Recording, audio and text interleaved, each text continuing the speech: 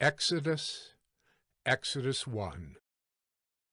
These are the names of the sons of Israel who came to Egypt with Jacob, each with his household: Reuben, Simeon, Levi and Judah, Issachar, Zebulun and Benjamin, Dan and Naphtali, Gad and Asher. All the descendants of Jacob were 70 persons. Joseph was already in Egypt. Then Joseph died, and all his brothers and all that generation. But the people of Israel were fruitful and increased greatly. They multiplied and grew exceedingly strong, so that the land was filled with them. Now there arose a new king over Egypt, who did not know Joseph. And he said to his people, "Behold, the people of Israel are too many and too mighty for us. Come, let us deal shrewdly with them, lest they multiply, and, if war breaks out, they join our enemies, and fight against us, and escape from the land." Therefore they set taskmasters over them to afflict them with heavy burdens. They built for Pharaoh store cities, Pithom and Raamses. But the more they were oppressed, the more they multiplied, and the more they spread abroad. And the Egyptians were in dread of the people of Israel.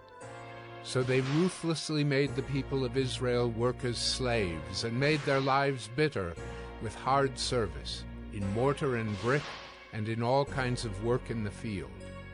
In all their work they ruthlessly made them work as slaves. Then the king of Egypt said to the Hebrew midwives, one of whom was named Shiphrah and the other Puah, "When you serve as midwife to the Hebrew women, and see them on the birth stool, if it is a son, you shall kill him. But if it is a daughter, she shall live." But the midwives feared God, and did not do as the king of Egypt commanded them, but let the male children live. So the king of Egypt called the midwives, and said to them, "Why have you done this, and let the male children live?" The midwives said to Pharaoh, "Because the Hebrew women are not like the Egyptian women, for they are vigorous, and give birth before the midwife comes to them." So God dealt well with the midwives, and the people multiplied and grew very strong. And because the midwives feared God, he gave them families.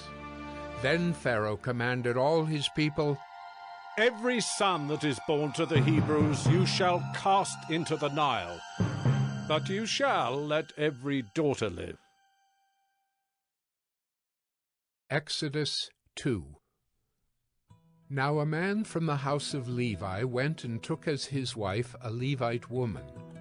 The woman conceived and bore a son, and when she saw that he was a fine child, she hid him 3 months.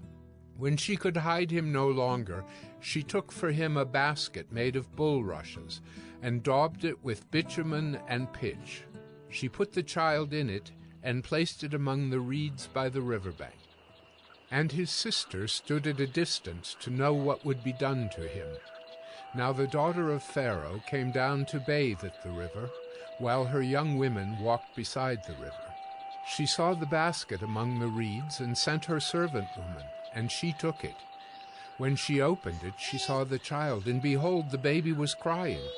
She took pity on him, and said, "This is one of the Hebrews' children."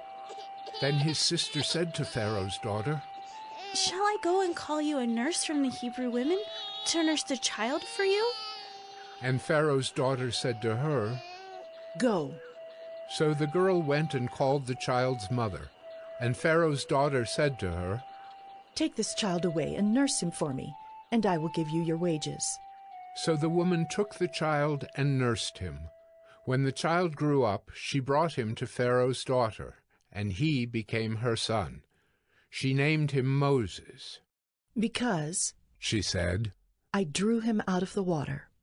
One day, when Moses had grown up, he went out to his people and looked on their burdens. And he saw an Egyptian beating a Hebrew, one of his people. He looked this way and that, and seeing no one, he struck down the Egyptian and hid him in the sand. When he went out the next day, behold, 2 Hebrews were struggling together. And he said to the man in the wrong, "Why do you strike your companion?" He answered, Who made you a prince and a judge over us? Do you mean to kill me as you killed the Egyptian? Then Moses was afraid and thought, Surely the thing is known. When Pharaoh heard of it, he sought to kill Moses. But Moses fled from Pharaoh and stayed in the land of Midian, and he sat down by a well. Now the priest of Midian had 7 daughters, and they came and drew water and filled the troughs to water their father's flock. The shepherds came and drove them away, but Moses stood up and saved them and watered their flock. When they came home to their father Reuel, he said, How is it that you have come home so soon today? They said, An Egyptian delivered us out of the hand of the shepherds, and even drew water for us, and watered the flock. He said to his daughters, Then where is he? Why have you left the man? Call him, that he may eat bread. And Moses was content to dwell with the man, and he gave Moses his daughter Zipporah. She gave birth to a son, and he called his name Gershom, for he said, I have been a sojourner in a foreign land. During those many days the king of Egypt died, and the people of Israel groaned because of their slavery and cried out for help. Their cry for rescue from slavery came up to God, and God heard their groaning, and God remembered his covenant with Abraham, with Isaac, and with Jacob. God saw the people of Israel, and God knew. Exodus 3. Now Moses was keeping the flock of his father-in-law Jethro, the priest of Midian, and he led his flock to the west side of the wilderness and came to Horeb, the mountain of God. And the angel of the Lord appeared to him in a flame of fire out of the midst of a bush. He looked, and behold, the bush was burning, yet it was not consumed. And Moses said, I will turn aside to see this great sight, why the bush is not burned. When the Lord saw that he turned aside to see, God called to him out of the bush, Moses, Moses. And he said, Here I am. Then he said, Do not come near. Take your sandals off your feet, for the place on which you are standing is holy ground. And he said, I am the God of your father, the God of Abraham, the God of Isaac, and the God of Jacob. And Moses hid his face, for he was afraid to look at God. Then the Lord said, I have surely seen the affliction of my people who are in Egypt, and have heard their cry because of their taskmasters. I know their sufferings, and I have come down to deliver them out of the hand of the Egyptians, and to bring them up out of that land to a good and broad land, a land flowing with milk and honey, to the place of the Canaanites, the Hittites, the Amorites, the Perizzites, the Hivites, and the Jebusites. And now, behold, the cry of the people of Israel has come to me, and I have also seen the oppression with which the Egyptians oppress them. Come, I will send you to Pharaoh, that you may bring my people, the children of Israel, out of Egypt. But Moses said to God, Who am I that I should go to Pharaoh and bring the children of Israel out of Egypt? He said, But I will be with you, and this shall be the sign for you that I have sent you. When you have brought the people out of Egypt, you shall serve God on this mountain. Then Moses said to God, If I come to the people of Israel and say to them, The God of your fathers has sent me to you, and they ask me, What is his name? What shall I say to them? God said to Moses, I am who I am. And he said, Say this to the people of Israel, I am has sent me to you. God also said to Moses, Say this to the people of Israel, The Lord, the God of your fathers, the God of Abraham, the God of Isaac, and the God of Jacob has sent me to you. This is my name forever, and thus I am to be remembered throughout all generations. Go and gather the elders of Israel together and say to them, The Lord, the God of your fathers, the God of Abraham, of Isaac, and of Jacob, has appeared to me, saying, I have observed you and what has been done to you in Egypt, and I promise that I will bring you up out of the affliction of Egypt to the land of the Canaanites, the Hittites, the Amorites, the Perizzites, the Hivites, and the Jebusites, a land flowing with milk and honey. And they will listen to your voice, and you and the elders of Israel shall go to the king of Egypt and say to him, The Lord, the God of the Hebrews, has met with us. And now, please let us go a 3 days' journey into the wilderness, that we may sacrifice to the Lord our God. But I know that the king of Egypt will not let you go unless compelled by a mighty hand. So I will stretch out my hand and strike Egypt with all the wonders that I will do in it. After that he will let you go. And I will give this people favor in the sight of the Egyptians, and when you go, you shall not go empty, but each woman shall ask of her neighbor and any woman who lives in her house for silver and gold jewelry and for clothing. You shall put them on your sons and on your daughters, so you shall plunder the Egyptians. Exodus 4. Then Moses answered, But behold, they will not believe me or listen to my voice, for they will say, The Lord did not appear to you. The Lord said to him, What is that in your hand? He said, A staff? And he said, Throw it on the ground. So he threw it on the ground, and it became a serpent, and Moses ran from it. But the Lord said to Moses, Put out your hand and catch it by the tail. So he put out his hand and caught it, and it became a staff in his hand. That they may believe that the Lord, the God of their fathers, the God of Abraham, the God of Isaac, and the God of Jacob, has appeared to you. Again the Lord said to him, Put your hand inside your cloak. And he put his hand inside his cloak, and when he took it out, behold, his hand was leprous like snow. Then God said, Put your hand back inside your cloak. So he put his hand back inside his cloak, and when he took it out, behold, it was restored like the rest of his flesh. If they will not believe you, God said, or listen to the first sign, they may believe the latter sign. If they will not believe even these 2 signs or listen to your voice, you shall take some water from the Nile and pour it on the dry ground, and the water that you shall take from the Nile will become blood on the dry ground. But Moses said to the Lord, Oh, my Lord, I am not eloquent, either in the past or since you have spoken to your servant, but I am slow of speech and of tongue. Then the Lord said to him, Who has made man's mouth? Who makes him mute or deaf, or seeing or blind? Is it not I, the Lord? Now therefore go, and I will be with your mouth and teach you what you shall speak. But he said, Oh, my Lord, please, send someone else.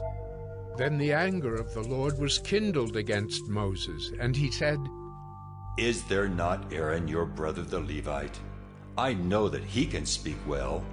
Behold, he is coming out to meet you, and when he sees you, he will be glad in his heart. You shall speak to him and put the words in his mouth, and I will be with your mouth and with his mouth, and will teach you both what to do. He shall speak for you to the people, and he shall be your mouth, and you shall be as God to him. And take in your hand the staff with which you shall do the signs. Moses went back to Jethro, his father-in-law, and said to him, Please, let me go back to my brothers in Egypt, to see whether they are still alive. And Jethro said to Moses, Go in peace. And the Lord said to Moses in Midian, Go back to Egypt, for all the men who were seeking your life are dead. So Moses took his wife and his sons, and had them ride on a donkey, and went back to the land of Egypt. And Moses took the staff of God in his hand, and the Lord said to Moses, When you go back to Egypt, see that you do before Pharaoh all the miracles that I have put in your power. But I will harden his heart, so that he will not let the people go.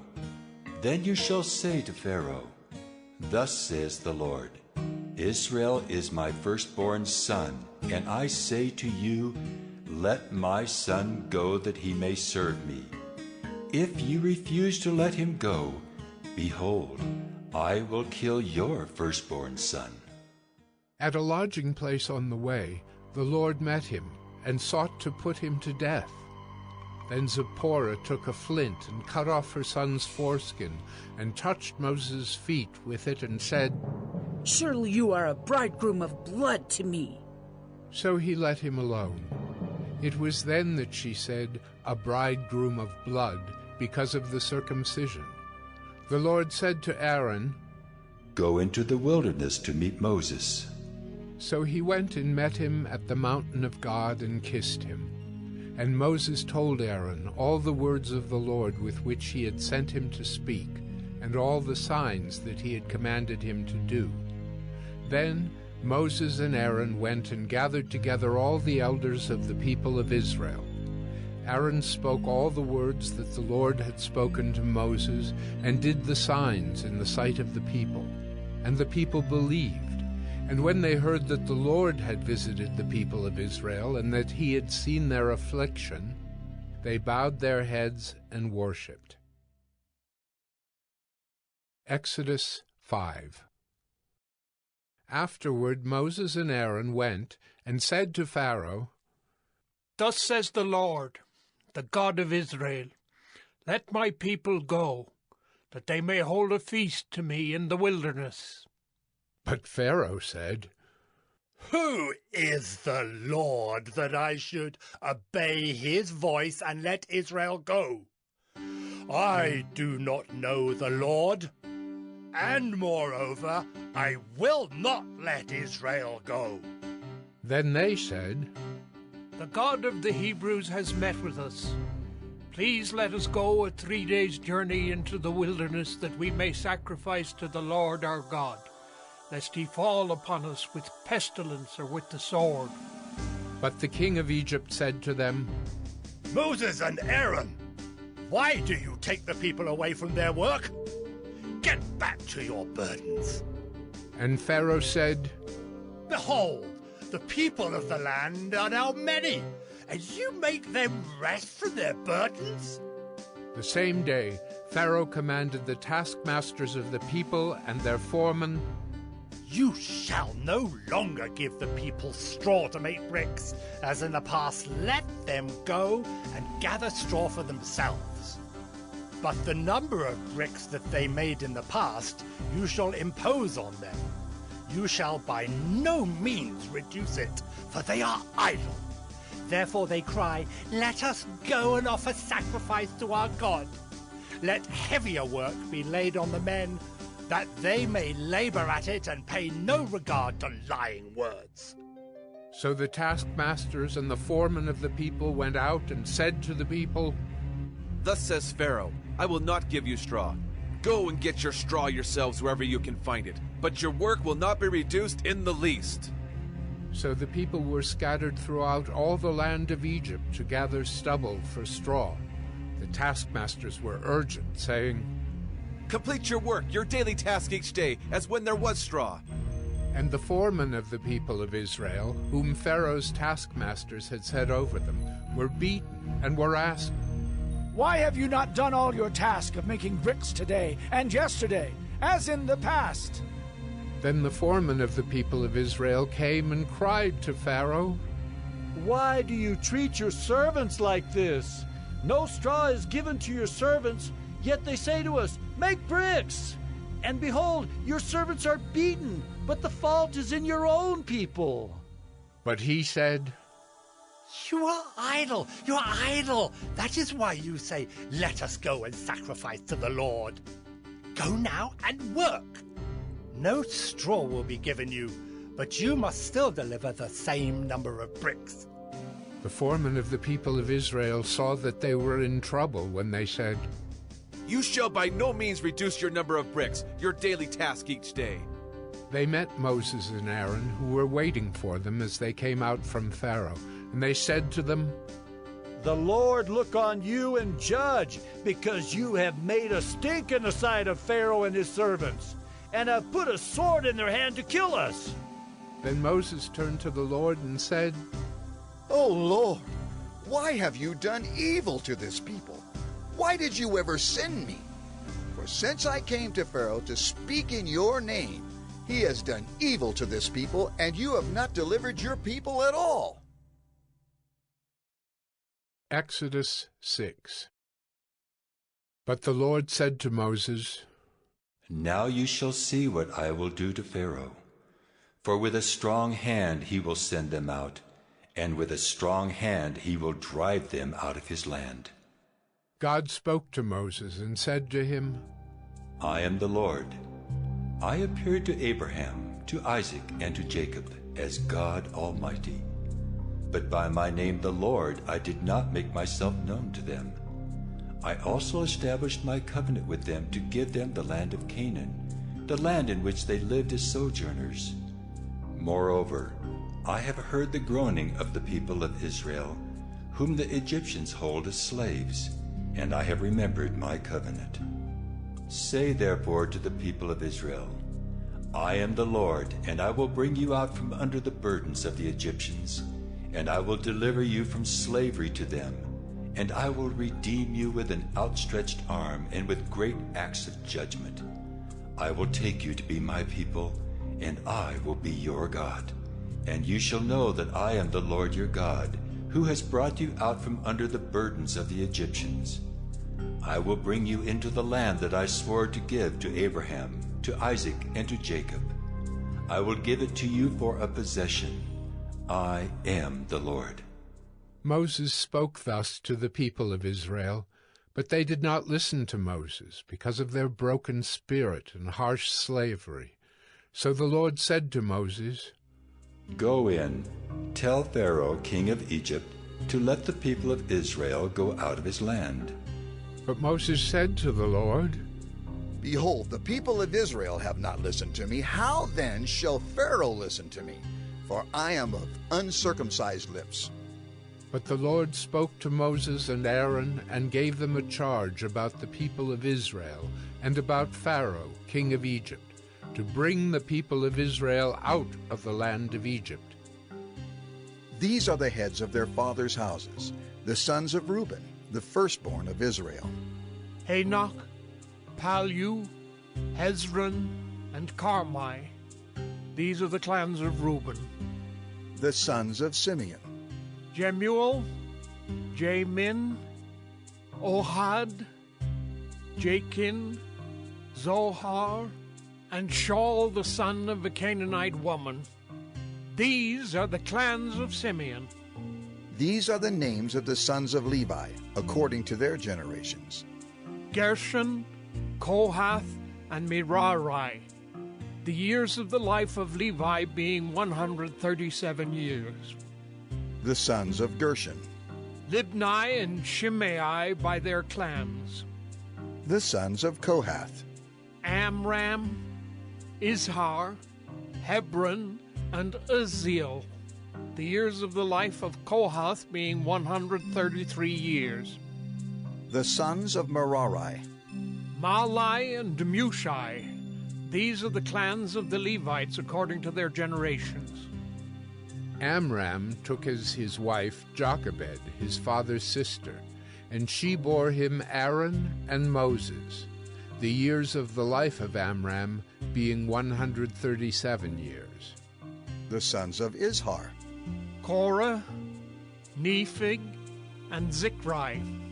The sons of Uzziel. Mishael, Elzaphan, and Sithri. Aaron took as his wife Elisheba, the daughter of Amminadab and the sister of Nahshon, and she bore him Nadab, Abihu, Eleazar, and Ithamar. The sons of Korah. Asser, Elkanah, and Ubiasaph. These are the clans of the Korahites. Eleazar, Aaron's son, took as his wife one of the daughters of Putiel, and she bore him Phinehas. These are the heads of the fathers' houses of the Levites by their clans. These are the Aaron and Moses to whom the Lord said, Bring out the people of Israel from the land of Egypt by their hosts. It was they who spoke to Pharaoh, king of Egypt, about bringing out the people of Israel from Egypt, this Moses and this Aaron. On the day when the Lord spoke to Moses in the land of Egypt, the Lord said to Moses, I am the Lord. Tell Pharaoh, king of Egypt, all that I say to you. But Moses said to the Lord, Behold, I am of uncircumcised lips. How will Pharaoh listen to me? Exodus 7. And the Lord said to Moses, See, I have made you like God to Pharaoh, and your brother Aaron shall be your prophet.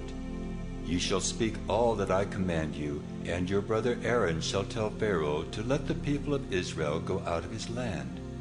But I will harden Pharaoh's heart, and though I multiply my signs and wonders in the land of Egypt, Pharaoh will not listen to you. Then I will lay my hand on Egypt and bring my hosts, my people, the children of Israel, out of the land of Egypt by great acts of judgment. The Egyptians shall know that I am the Lord when I stretch out my hand against Egypt and bring out the people of Israel from among them. Moses and Aaron did so. They did just as the Lord commanded them. Now Moses was 80 years old, and Aaron 83 years old when they spoke to Pharaoh. Then the Lord said to Moses and Aaron, When Pharaoh says to you, Prove yourselves by working a miracle, then you shall say to Aaron, Take your staff and cast it down before Pharaoh, that it may become a serpent. So Moses and Aaron went to Pharaoh and did just as the Lord commanded. Aaron cast down his staff before Pharaoh and his servants, and it became a serpent. Then Pharaoh summoned the wise men and the sorcerers, and they, the magicians of Egypt, also did the same by their secret arts. For each man cast down his staff, and they became serpents. But Aaron's staff swallowed up their staffs. Still Pharaoh's heart was hardened, and he would not listen to them, as the Lord had said. Then the Lord said to Moses, Pharaoh's heart is hardened. He refuses to let the people go. Go to Pharaoh in the morning as he is going out to the water. Stand on the bank of the Nile to meet him, and take in your hand the staff that turned into a serpent. And you shall say to him, The Lord, the God of the Hebrews, sent me to you, saying, Let my people go, that they may serve me in the wilderness. But so far you have not obeyed. Thus says the Lord, By this you shall know that I am the Lord. Behold, with the staff that is in my hand, I will strike the water that is in the Nile, and it shall turn into blood. The fish in the Nile shall die, and the Nile will stink, and the Egyptians will grow weary of drinking water from the Nile. And the Lord said to Moses, Say to Aaron, Take your staff and stretch out your hand over the waters of Egypt, over their rivers, their canals, and their ponds, and all their pools of water, so that they may become blood. And there shall be blood throughout all the land of Egypt, even in vessels of wood and in vessels of stone. Moses and Aaron did as the Lord commanded. In the sight of Pharaoh and in the sight of his servants, he lifted up the staff and struck the water in the Nile, and all the water in the Nile turned into blood. And the fish in the Nile died, and the Nile stank, so that the Egyptians could not drink water from the Nile. There was blood throughout all the land of Egypt. But the magicians of Egypt did the same by their secret arts. So Pharaoh's heart remained hardened, and he would not listen to them as the Lord had said. Pharaoh turned and went into his house, and he did not take even this to heart. And all the Egyptians dug along the Nile for water to drink, for they could not drink the water of the Nile. 7 full days passed after the Lord had struck the Nile. Exodus 8. Then the Lord said to Moses, Go into Pharaoh and say to him, Thus says the Lord, Let my people go that they may serve me. But if you refuse to let them go, behold, I will plague all your country with frogs. The Nile shall swarm with frogs that shall come up into your house, and into your bedroom, and on your bed, and into the houses of your servants and your people, and into your ovens and your kneading bowls. The frogs shall come up on you, and on your people, and on all your servants. And the Lord said to Moses, Say to Aaron, Stretch out your hand with your staff over the rivers, over the canals and over the pools, and make frogs come up on the land of Egypt. So Aaron stretched out his hand over the waters of Egypt, and the frogs came up and covered the land of Egypt. But the magicians did the same by their secret arts, and made frogs come up on the land of Egypt. Then Pharaoh called Moses and Aaron and said, Plead with the Lord to take away the frogs from me and from my people, and I will let the people go to sacrifice to the Lord. Moses said to Pharaoh, Be pleased to command me when I am to plead for you, and for your servants, and for your people, that the frogs be cut off from you and your houses, and be left only in the Nile. And he said, Tomorrow. Moses said, Be it as you say, so that you may know that there is no one like the Lord our God. The frogs shall go away from you, and your houses, and your servants, and your people. They shall be left only in the Nile. So Moses and Aaron went out from Pharaoh, and Moses cried to the Lord about the frogs, as he had agreed with Pharaoh. And the Lord did according to the word of Moses. The frogs died out in the houses, the courtyards, and the fields. And they gathered them together in heaps, and the land stank. But when Pharaoh saw that there was a respite, he hardened his heart, and would not listen to them, as the Lord had said. Then the Lord said to Moses, Say to Aaron, Stretch out your staff and strike the dust of the earth, so that it may become gnats in all the land of Egypt. And they did so. Aaron stretched out his hand with his staff, and struck the dust of the earth. And there were gnats on man and beast. All the dust of the earth became gnats in all the land of Egypt. The magicians tried by their secret arts to produce gnats, but they could not. So there were gnats on man and beast. Then the magicians said to Pharaoh, This is the finger of God. But Pharaoh's heart was hardened, and he would not listen to them, as the Lord had said. Then the Lord said to Moses, Rise up early in the morning, and present yourself to Pharaoh, as he goes out to the water, and say to him, Thus says the Lord, Let my people go, that they may serve me. Or else, if you will not let my people go, behold, I will send swarms of flies on you and your servants and your people, and into your houses. And the houses of the Egyptians shall be filled with swarms of flies, and also the ground on which they stand. But on that day I will set apart the land of Goshen, where my people dwell, so that no swarms of flies shall be there, that you may know that I am the Lord in the midst of the earth. Thus I will put a division between my people and your people. Tomorrow this sign shall happen. And the Lord did so. There came great swarms of flies into the house of Pharaoh and into his servants' houses. Throughout all the land of Egypt, the land was ruined by the swarms of flies. Then Pharaoh called Moses and Aaron and said, Go, sacrifice to your God within the land. But Moses said, It would not be right to do so. For the offerings we shall sacrifice to the Lord our God are an abomination to the Egyptians. If we sacrifice offerings abominable to the Egyptians before their eyes, will they not stone us? We must go 3 days' journey into the wilderness and sacrifice to the Lord our God, as he tells us." So Pharaoh said, "I will let you go to sacrifice to the Lord your God in the wilderness. Only you must not go very far away. Plead for me." Then Moses said, "Behold, I am going out from you, and I will plead with the Lord that the swarms of flies may depart from Pharaoh, from his servants, and from his people tomorrow. Only let not Pharaoh cheat again by not letting the people go to sacrifice to the Lord."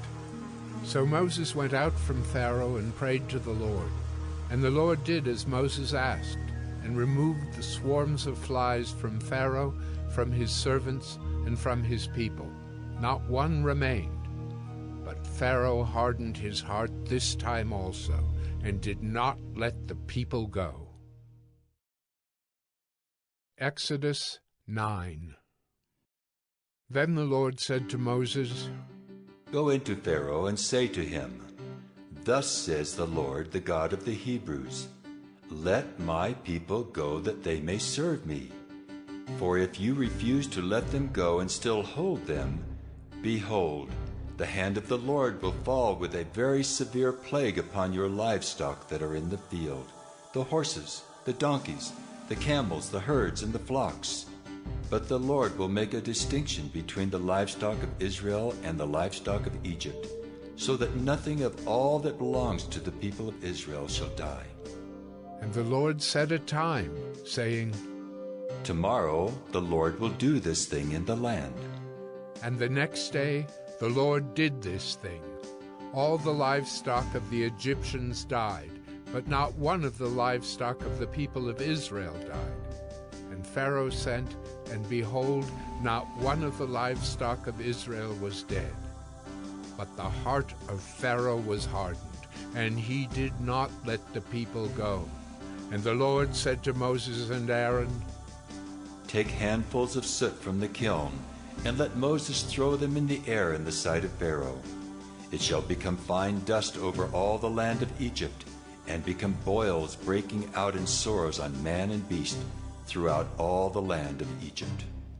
So they took soot from the kiln, and stood before Pharaoh. And Moses threw it in the air, and it became boils, breaking out in sores on man and beast. And the magicians could not stand before Moses because of the boils, for the boils came upon the magicians and upon all the Egyptians. But the Lord hardened the heart of Pharaoh, and he did not listen to them, as the Lord had spoken to Moses. Then the Lord said to Moses, "Rise up early in the morning and present yourself before Pharaoh and say to him, 'Thus says the Lord, the God of the Hebrews, Let my people go that they may serve me. For this time I will send all my plagues on you yourself, and on your servants and your people, so that you may know that there is none like me in all the earth. For by now I could have put out my hand and struck you and your people with pestilence, and you would have been cut off from the earth. But for this purpose I have raised you up, to show you my power, so that my name may be proclaimed in all the earth. You are still exalting yourself against my people and will not let them go. Behold, about this time tomorrow I will cause very heavy hail to fall, such as never has been in Egypt from the day it was founded until now. Now therefore, send, get your livestock and all that you have in the field into safe shelter. For every man and beast that is in the field and is not brought home will die when the hail falls on them." Then whoever feared the word of the Lord among the servants of Pharaoh hurried his slaves and his livestock into the houses. But whoever did not pay attention to the word of the Lord left his slaves and his livestock in the field. Then the Lord said to Moses, "Stretch out your hand toward heaven, so that there may be hail in all the land of Egypt, on man and beast, and every plant of the field in the land of Egypt." Then Moses stretched out his staff toward heaven, And the Lord sent thunder and hail, and fire ran down to the earth. And the Lord rained hail upon the land of Egypt. There was hail and fire flashing continually in the midst of the hail, very heavy hail, such as had never been in all the land of Egypt since it became a nation. The hail struck down everything that was in the field, in all the land of Egypt, both man and beast. And the hail struck down every plant of the field, and broke every tree of the field. Only in the land of Goshen, where the people of Israel were, was there no hail. Then Pharaoh sent and called Moses and Aaron, and said to them, This time I have sinned. The Lord is in the right, and I and my people are in the wrong. Plead with the Lord, for there has been enough of God's thunder and hail. I will let you go, and you shall stay no longer. Moses said to him, As soon as I have gone out of the city, I will stretch out my hands to the Lord. The thunder will cease, and there will be no more hail, so that you may know that the earth is the Lord's. But as for you and your servants, I know that you do not yet fear the Lord God. The flax and the barley were struck down, for the barley was in the ear, and the flax was in bud. But the wheat and the emmer were not struck down, for they are late in coming up. So Moses went out of the city from Pharaoh, and stretched out his hands to the Lord, and the thunder and the hail ceased, and the rain no longer poured upon the earth. But when Pharaoh saw that the rain and the hail and the thunder had ceased, he sinned yet again and hardened his heart, he and his servants. So the heart of Pharaoh was hardened, and he did not let the people of Israel go, just as the Lord had spoken through Moses. Exodus 10. Then the Lord said to Moses, Go into Pharaoh, for I have hardened his heart and the heart of his servants, that I may show these signs of mine among them, and that you may tell in the hearing of your son and of your grandson how I have dealt harshly with the Egyptians, and what signs I have done among them, that you may know that I am the Lord. So Moses and Aaron went into Pharaoh and said to him, Thus says the Lord, the God of the Hebrews, How long will you refuse to humble yourself before me? Let my people go, that they may serve me. For if you refuse to let my people go, behold, tomorrow I will bring locusts into your country, and they shall cover the face of the land, so that no one can see the land. And they shall eat what is left to you after the hail, and they shall eat every tree of yours that grows in the field. And they shall fill your houses, and the houses of all your servants, and of all the Egyptians, as neither your fathers nor your grandfathers have seen, from the day they came on earth to this day. Then he turned and went out from Pharaoh. Then Pharaoh's servant said to him, How long shall this man be a snare to us? Let the men go, that they may serve the Lord their God. Do you not yet understand that Egypt is ruined? So Moses and Aaron were brought back to Pharaoh, and he said to them, Go serve the Lord your God. But which ones are to go? Moses said, We will go with our young and our old. We will go with our sons and daughters, and with our flocks and herds, for we must hold a feast to the Lord. But he said to them, The Lord be with you if ever I let you and your little ones go. Look, you have some evil purpose in mind. No. Go, the men among you, and serve the Lord, for that is what you are asking. And they were driven out from Pharaoh's presence.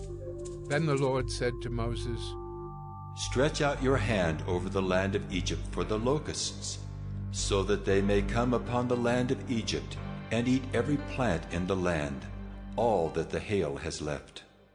So Moses stretched out his staff over the land of Egypt, and the Lord brought an east wind upon the land all that day and all that night. When it was morning, the east wind had brought the locusts. The locusts came up over all the land of Egypt, and settled on the whole country of Egypt, such a dense swarm of locusts as had never been before, nor ever will be again. They covered the face of the whole land, so that the land was darkened, and they ate all the plants in the land and all the fruit of the trees that the hail had left. Not a green thing remained, neither tree nor plant of the field, through all the land of Egypt. Then Pharaoh hastily called Moses and Aaron and said, I have sinned against the Lord your God and against you. Now therefore, forgive my sin, please, only this once, and plead with the Lord your God only to remove this death from me. So he went out from Pharaoh and pleaded with the Lord. And the Lord turned the wind into a very strong west wind, which lifted the locusts and drove them into the Red Sea. Not a single locust was left in all the country of Egypt. But the Lord hardened Pharaoh's heart, and he did not let the people of Israel go. Then the Lord said to Moses, Stretch out your hand toward heaven, that there may be darkness over the land of Egypt, a darkness to be felt.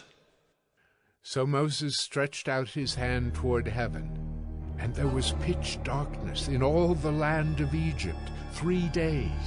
They did not see one another, nor did anyone rise from his place for 3 days. But all the people of Israel had light where they lived. Then Pharaoh called Moses and said, Go serve the Lord. Your little ones also may go with you, only let your flocks and your herds remain behind. But Moses said, You must also let us have sacrifices and burnt offerings, that we may sacrifice to the Lord our God. Our livestock also must go with us. Not a hoof shall be left behind, for we must take of them to serve the Lord our God. And we do not know with what we must serve the Lord until we arrive there. But the Lord hardened Pharaoh's heart, and he would not let them go.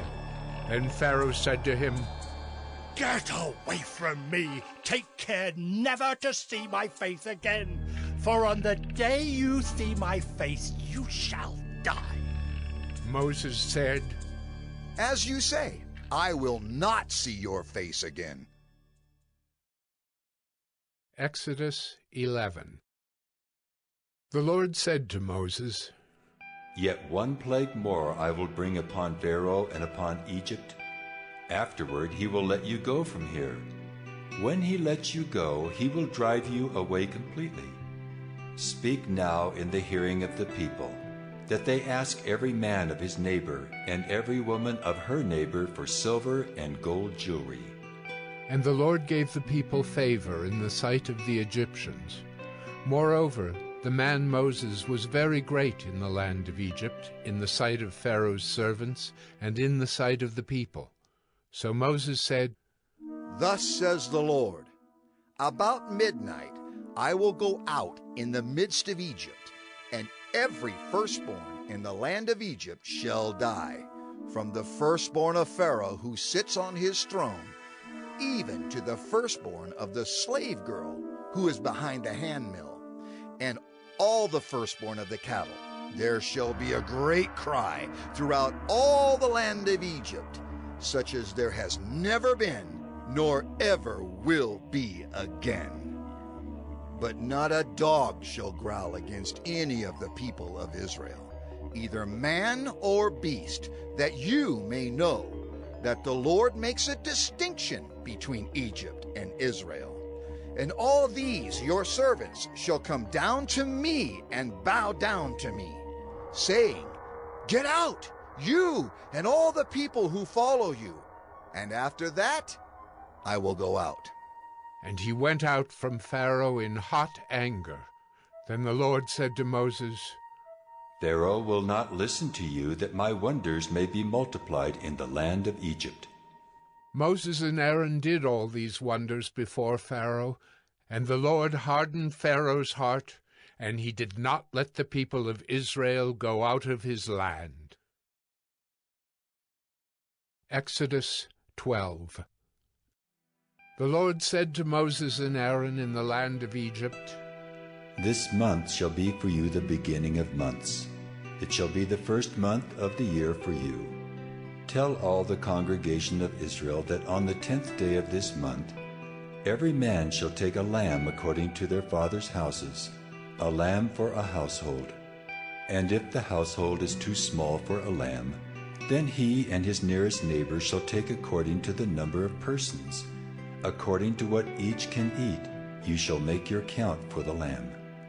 Your lamb shall be without blemish, a male a year old. You may take it from the sheep or from the goats, and you shall keep it until the 14th day of this month, when the whole assembly of the congregation of Israel shall kill their lambs at twilight. Then they shall take some of the blood and put it on the 2 doorposts and the lintel of the houses in which they eat it. They shall eat the flesh that night, roasted on the fire. With unleavened bread and bitter herbs they shall eat it. Do not eat any of it raw or boiled in water, but roasted, its head with its legs and its inner parts. And you shall let none of it remain until the morning. Anything that remains until the morning you shall burn. In this manner you shall eat it, with your belt fastened, your sandals on your feet, and your staff in your hand. And you shall eat it in haste. It is the Lord's Passover. For I will pass through the land of Egypt that night, and I will strike all the firstborn in the land of Egypt, both man and beast. And on all the gods of Egypt I will execute judgments. I am the Lord. The blood shall be a sign for you on the houses where you are. And when I see the blood, I will pass over you, and no plague will befall you to destroy you when I strike the land of Egypt. This day shall be for you a memorial day, and you shall keep it as a feast to the Lord throughout your generations. As a statute forever you shall keep it as a feast. 7 days you shall eat unleavened bread. On the first day you shall remove leaven out of your houses. For if anyone eats what is leavened from the first day until the 7th day, that person shall be cut off from Israel. On the first day you shall hold a holy assembly, and on the 7th day a holy assembly. No work shall be done on those days, but what everyone needs to eat, that alone may be prepared by you. And you shall observe the feast of unleavened bread, for on this very day I brought your host out of the land of Egypt. Therefore you shall observe this day throughout your generations as a statute forever. In the first month from the 14th day of the month at evening, you shall eat unleavened bread until the 21st day of the month at evening. For 7 days no leaven is to be found in your houses. If anyone eats what is leavened, that person will be cut off from the congregation of Israel, whether he is a sojourner or a native of the land. You shall eat nothing leavened. In all your dwelling places you shall eat unleavened bread. Then Moses called all the elders of Israel and said to them, Go and select lambs for yourselves, according to your clans, and kill the Passover lamb. Take a bunch of hyssop and dip it in the blood that is in the basin, and touch the lintel and the 2 doorposts with the blood that is in the basin.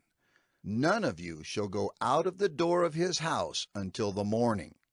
For the Lord will pass through to strike the Egyptians, and when he sees the blood on the lintel and on the 2 doorposts, the Lord will pass over the door and will not allow the destroyer to enter your houses to strike you.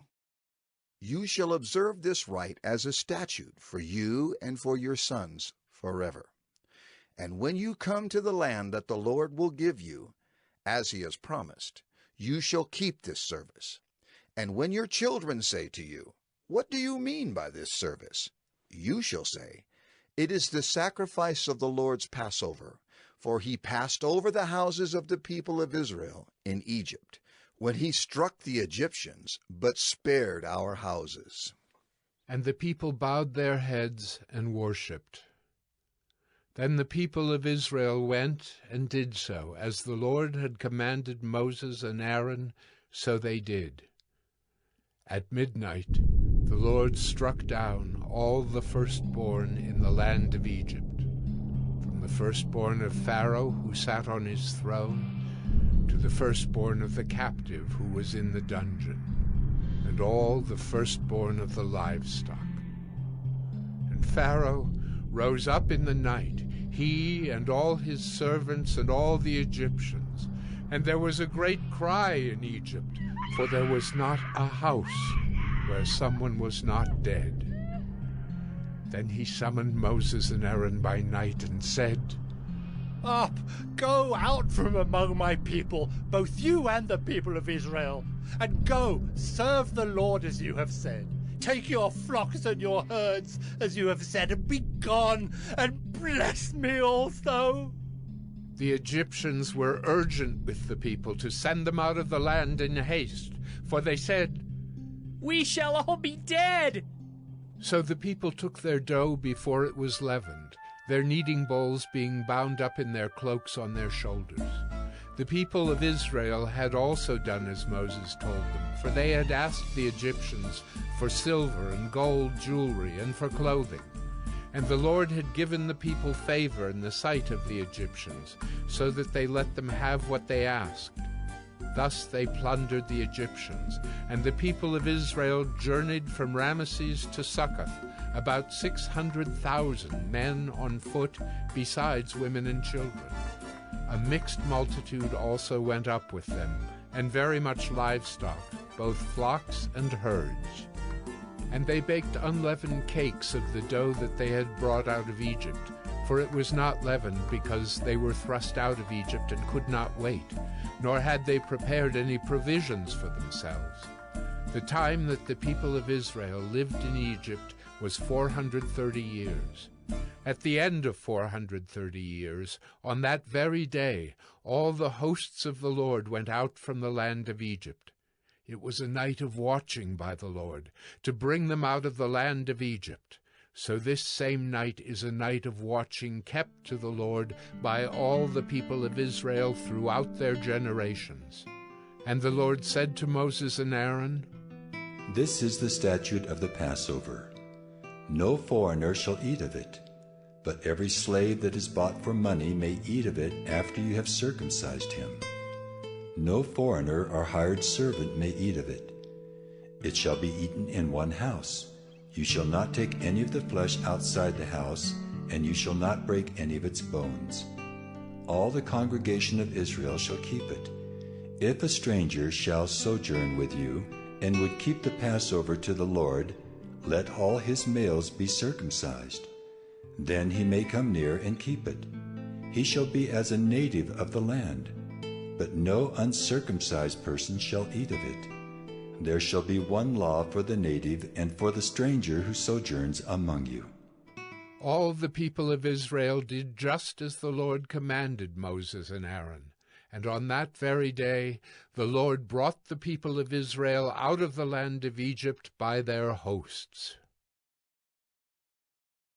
Exodus 13. The Lord said to Moses, Consecrate to me all the firstborn. Whatever is the first to open the womb among the people of Israel, both of man and of beast, is mine. Then Moses said to the people, Remember this day in which you came out from Egypt, out of the house of slavery. For by a strong hand the Lord brought you out from this place. No leavened bread shall be eaten. Today, in the month of Abib, you are going out. And when the Lord brings you into the land of the Canaanites, the Hittites, the Amorites, the Hivites, and the Jebusites, which he swore to your fathers to give you, a land flowing with milk and honey, you shall keep this service in this month. 7 days you shall eat unleavened bread, and on the 7th day there shall be a feast to the Lord. Unleavened bread shall be eaten for 7 days. No leavened bread shall be seen with you, and no leaven shall be seen with you in all your territory. You shall tell your son on that day, It is because of what the Lord did for me when I came out of Egypt. And it shall be to you as a sign on your hand, and as a memorial between your eyes, that the law of the Lord may be in your mouth. For with a strong hand the Lord has brought you out of Egypt. You shall therefore keep this statute at its appointed time from year to year. When the Lord brings you into the land of the Canaanites, as he swore to you and your fathers, and shall give it to you, you shall set apart to the Lord all that first opens the womb. All the firstborn of your animals that are males shall be the Lord's. Every firstborn of a donkey you shall redeem with a lamb. Or if you will not redeem it, you shall break its neck. Every firstborn of man among your sons you shall redeem. And when in time to come your son asks you, "What does this mean?" you shall say to him, "By a strong hand the Lord brought us out of Egypt from the house of slavery." For when Pharaoh stubbornly refused to let us go, the Lord killed all the firstborn in the land of Egypt, both the firstborn of man and the firstborn of animals. Therefore I sacrifice to the Lord all the males that first open the womb, but all the firstborn of my sons I redeem. It shall be as a mark on your hand or frontlets between your eyes. For by a strong hand the Lord brought us out of Egypt. When Pharaoh let the people go, God did not lead them by way of the land of the Philistines, although that was near. For God said, "Lest the people change their minds when they see war and return to Egypt." But God led the people around by the way of the wilderness toward the Red Sea, and the people of Israel went up out of the land of Egypt equipped for battle. Moses took the bones of Joseph with him, for Joseph had made the sons of Israel solemnly swear, saying, "God will surely visit you, and you shall carry up my bones with you from here." And they moved on from Succoth and encamped at Etham, on the edge of the wilderness. And the Lord went before them by day in a pillar of cloud to lead them along the way, and by night in a pillar of fire to give them light, that they might travel by day and by night. The pillar of cloud by day and the pillar of fire by night did not depart from before the people. Exodus 14. Then the Lord said to Moses, "Tell the people of Israel to turn back and encamp in front of Pi-hahiroth, between Migdol and the sea, in front of Baal-zephon. You shall encamp facing it by the sea. For Pharaoh will say of the people of Israel, 'They are wandering in the land, the wilderness has shut them in.' And I will harden Pharaoh's heart, and he will pursue them, and I will get glory over Pharaoh and all his host. And the Egyptians shall know that I am the Lord." And they did so. When the king of Egypt was told that the people had fled, the mind of Pharaoh and his servants was changed toward the people.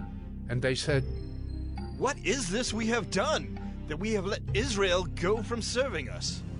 So he made ready his chariot, and took his army with him, and took 600 chosen chariots, and all the other chariots of Egypt, with officers over all of them.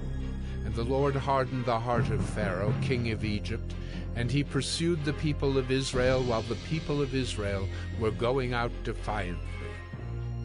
The Egyptians pursued them, all Pharaoh's horses and chariots, and his horsemen and his army, and overtook them, and camped at the sea, by Pi-hahiroth, in front of Baal-zephon. When Pharaoh drew near, the people of Israel lifted up their eyes, and behold, the Egyptians were marching after them, and they feared greatly. And the people of Israel cried out to the Lord. They said to Moses, "Is it because there are no graves in Egypt that you have taken us away to die in the wilderness? What have you done to us in bringing us out of Egypt? Is not this what we said to you in Egypt? Leave us alone, that we may serve the Egyptians. For it would have been better for us to serve the Egyptians than to die in the wilderness." And Moses said to the people, "Fear not, stand firm, and see the salvation of the Lord, which he will work for you today. For the Egyptians whom you see today, you shall never see again. The Lord will fight for you, and you have only to be silent." The Lord said to Moses, "Why do you cry to me? Tell the people of Israel to go forward. Lift up your staff and stretch out your hand over the sea and divide it, that the people of Israel may go through the sea on dry ground. And I will harden the hearts of the Egyptians so that they shall go in after them.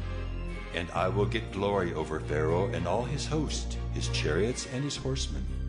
And the Egyptians shall know that I am the Lord when I have gotten glory over Pharaoh, his chariots and his horsemen. Then the angel of God, who was going before the host of Israel, moved and went behind them. And the pillar of cloud moved from before them and stood behind them, coming between the host of Egypt and the host of Israel. And there was the cloud and the darkness, and it lit up the night, without one coming near the other all night. Then Moses stretched out his hand over the sea, and the Lord drove the sea back by a strong east wind all night, and made the sea dry land, and the waters were divided. And the people of Israel went into the midst of the sea on dry ground, the waters being a wall to them on their right hand and on their left. The Egyptians pursued and went in after them into the midst of the sea, all Pharaoh's horses, his chariots, and his horsemen. And in the morning watch the Lord in the pillar of fire and of cloud looked down on the Egyptian forces, and threw the Egyptian forces into a panic, clogging their chariot wheels so that they drove heavily. And the Egyptians said, "Let us flee from before Israel, for the Lord fights for them against the Egyptians." Then the Lord said to Moses, "Stretch out your hand over the sea, that the water may come back upon the Egyptians, upon their chariots and upon their horsemen." So Moses stretched out his hand over the sea, and the sea returned to its normal course when the morning appeared. And as the Egyptians fled into it, the Lord threw the Egyptians into the midst of the sea. The waters returned and covered the chariots and the horsemen. Of all the host of Pharaoh that had followed them into the sea, not one of them remained. But the people of Israel walked on dry ground through the sea, the waters being a wall to them on their right hand and on their left. Thus the Lord saved Israel that day from the hand of the Egyptians, and Israel saw the Egyptians dead on the seashore. Israel saw the great power that the Lord used against the Egyptians. So the people feared the Lord, and they believed in the Lord and in his servant Moses. Exodus 15. Then Moses and the people of Israel sang this song to the Lord, saying, I will sing to the Lord, for he has triumphed gloriously. The horse and his rider he has thrown into the sea. The Lord is my strength and my song, and he has become my salvation. This is my God, and I will praise him, my father's God, and I will exalt him. The Lord is a man of war. The Lord is his name. Pharaoh's chariots and his host he cast into the sea, and his chosen officers were sunk in the Red Sea. The floods covered them. They went down into the depths like a stone. Your right hand, O Lord, glorious in power. Your right hand, O Lord, shatters the enemy. In the greatness of your majesty, you overthrow your adversaries. You send out your fury. It consumes them like stubble. At the blast of your nostrils, the waters piled up. The floods stood up in a heap. The deeps congealed in the heart of the sea. The enemy said, I will pursue, I will overtake, I will divide the spoil. My desire shall have its fill of them. I will draw my sword, my hand shall destroy them. You blew with your wind, the sea covered them. They sank like lead in the mighty waters. Who is like you, O Lord, among the gods? Who is like you, majestic in holiness, awesome in glorious deeds, doing wonders? You stretched out your right hand, the earth swallowed them. You have led in your steadfast love the people whom you have redeemed. You have guided them by your strength to your holy abode. The peoples have heard, they tremble. Pangs have seized the inhabitants of Philistia. Now are the chiefs of Edom dismayed. Trembling seizes the leaders of Moab. All the inhabitants of Canaan have melted away. Terror and dread fall upon them. Because of the greatness of your arm, they are still as a stone. Till your people, O Lord, pass by, till the people pass by whom you have purchased. You will bring them in and plant them on your own mountain, the place, O Lord, which you have made for your abode, the sanctuary, O Lord, which your hands have established. The Lord will reign forever and ever. For when the horses of Pharaoh with his chariots and his horsemen went into the sea, the Lord brought back the waters of the sea upon them. But the people of Israel walked on dry ground in the midst of the sea. Then Miriam the prophetess, the sister of Aaron, took a tambourine in her hand, and all the women went out after her with tambourines and dancing. And Miriam sang to them, "Sing to the Lord, for he has triumphed gloriously. The horse and his rider he has thrown into the sea." Then Moses made Israel set out from the Red Sea, and they went into the wilderness of Shur. They went 3 days in the wilderness, and found no water. When they came to Marah, they could not drink the water of Marah, because it was bitter, and therefore it was named Marah.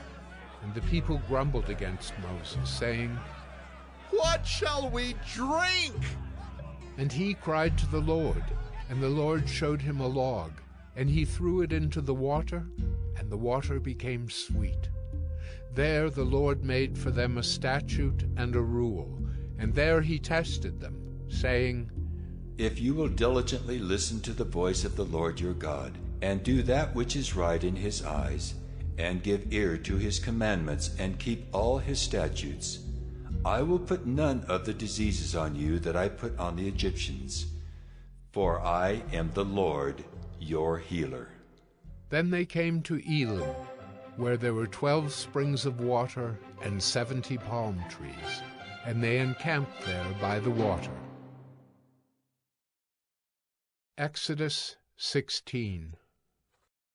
They set out from Elim, and all the congregation of the people of Israel came to the wilderness of Sin, which is between Elim and Sinai, on the 15th day of the 2nd month after they had departed from the land of Egypt. And the whole congregation of the people of Israel grumbled against Moses and Aaron in the wilderness. And the people of Israel said to them, "Would that we had died by the hand of the Lord in the land of Egypt, when we sat by the meat pots and ate bread to the full. For you have brought us up into this wilderness to kill this whole assembly with hunger." Then the Lord said to Moses, Behold, I am about to rain bread from heaven for you, and the people shall go out and gather a day's portion every day, that I may test them, whether they will walk in my law or not. On the 6th day, when they prepare what they bring in, it will be twice as much as they gather daily. So Moses and Aaron said to all the people of Israel, At evening you shall know that it was the Lord who brought you out of the land of Egypt. And in the morning you shall see the glory of the Lord, because he has heard your grumbling against the Lord. For what are we that you grumble against us? And Moses said, When the Lord gives you in the evening meat to eat, and in the morning bread to the full, because the Lord has heard your grumbling that you grumbled against him, what are we? Your grumbling is not against us, but against the Lord. Then Moses said to Aaron, Say to the whole congregation of the people of Israel, Come near before the Lord, for he has heard your grumbling. And as soon as Aaron spoke to the whole congregation of the people of Israel, they looked toward the wilderness. And behold, the glory of the Lord appeared in the cloud. And the Lord said to Moses, I have heard the grumbling of the people of Israel. Say to them, At twilight you shall eat meat, and in the morning you shall be filled with bread. Then you shall know that I am the Lord your God. In the evening quail came up and covered the camp, and in the morning dew lay around the camp, when the dew had gone up, there was on the face of the wilderness a fine flake-like thing, fine as frost on the ground. When the people of Israel saw it, they said to one another, "What is it?" For they did not know what it was. And Moses said to them, "It is the bread that the Lord has given you to eat. This is what the Lord has commanded. Gather of it, each one of you, as much as he can eat. You shall each take an omer, according to the number of the persons that each of you has in his tent." And the people of Israel did so. They gathered, some more, some less. But when they measured it with an omer, whoever gathered much had nothing left over, and whoever gathered little had no lack. Each of them gathered as much as he could eat. And Moses said to them, "Let no one leave any of it over till the morning." But they did not listen to Moses. Some left part of it till the morning, and it bred worms and stank. And Moses was angry with them. Morning by morning they gathered it, each as much as he could eat. But when the sun grew hot, it melted. On the 6th day they gathered twice as much bread, 2 omers each. And when all the leaders of the congregation came and told Moses, he said to them, "This is what the Lord has commanded. Tomorrow is a day of solemn rest, a holy Sabbath to the Lord. Bake what you will bake, and boil what you will boil, and all that is left over lay aside to be kept till the morning." So they laid it aside till the morning, as Moses commanded them. And it did not stink, and there were no worms in it. Moses said, "Eat it today, for today is a Sabbath to the Lord. Today you will not find it in the field. 6 days you shall gather it, but on the 7th day, which is a Sabbath, there will be none." On the 7th day some of the people went out to gather, but they found none. And the Lord said to Moses, "How long will you refuse to keep my commandments and my laws? See, the Lord has given you the Sabbath. Therefore on the 6th day he gives you bread for 2 days. Remain each of you in his place. Let no one go out of his place on the 7th day." So the people rested on the 7th day. Now the house of Israel called its name manna. It was like coriander seed, white, and the taste of it was like wafers made with honey. Moses said, "This is what the Lord has commanded. Let an omer of it be kept throughout your generations, so that they may see the bread with which I fed you in the wilderness, when I brought you out of the land of Egypt." And Moses said to Aaron, "Take a jar and put an omer of manna in it, and place it before the Lord to be kept throughout your generations." As the Lord commanded Moses, so Aaron placed it before the testimony to be kept. The people of Israel ate the manna 40 years till they came to a habitable land. They ate the manna till they came to the border of the land of Canaan. An omer is the 10th part of an ephah. Exodus 17. All the congregation of the people of Israel moved on from the wilderness of Sin by stages, according to the commandment of the Lord, and camped at Rephidim. But there was no water for the people to drink. Therefore the people quarreled with Moses and said, "Give us water to drink." And Moses said to them, "Why do you quarrel with me? Why do you test the Lord?" But the people thirsted there for water, and the people grumbled against Moses and said, "Why did you bring us up out of Egypt to kill us and our children and our livestock with thirst?" So Moses cried to the Lord, "What shall I do with this people? They are almost ready to stone me." And the Lord said to Moses, "Pass on before the people, taking with you some of the elders of Israel, and take in your hand the staff with which you struck the Nile, and go. Behold, I will stand before you there on the rock at Horeb, and you shall strike the rock, and water shall come out of it, and the people will drink." And Moses did so in the sight of the elders of Israel. And he called the name of the place Massah and Meribah, because of the quarreling of the people of Israel, and because they tested the Lord by saying, "Is the Lord among us or not?" Then Amalek came and fought with Israel at Rephidim. So Moses said to Joshua, "Choose for us men, and go out and fight with Amalek. Tomorrow I will stand on the top of the hill with the staff of God in my hand." So Joshua did as Moses told him, and fought with Amalek, while Moses, Aaron, and Hur went up to the top of the hill. Whenever Moses held up his hand, Israel prevailed, and whenever he lowered his hand, Amalek prevailed. But Moses' hands grew weary, so they took a stone and put it under him, and he sat on it, while Aaron and Hur held up his hands, one on one side and the other on the other side. So his hands were steady until the going down of the sun. And Joshua overwhelmed Amalek and his people with the sword.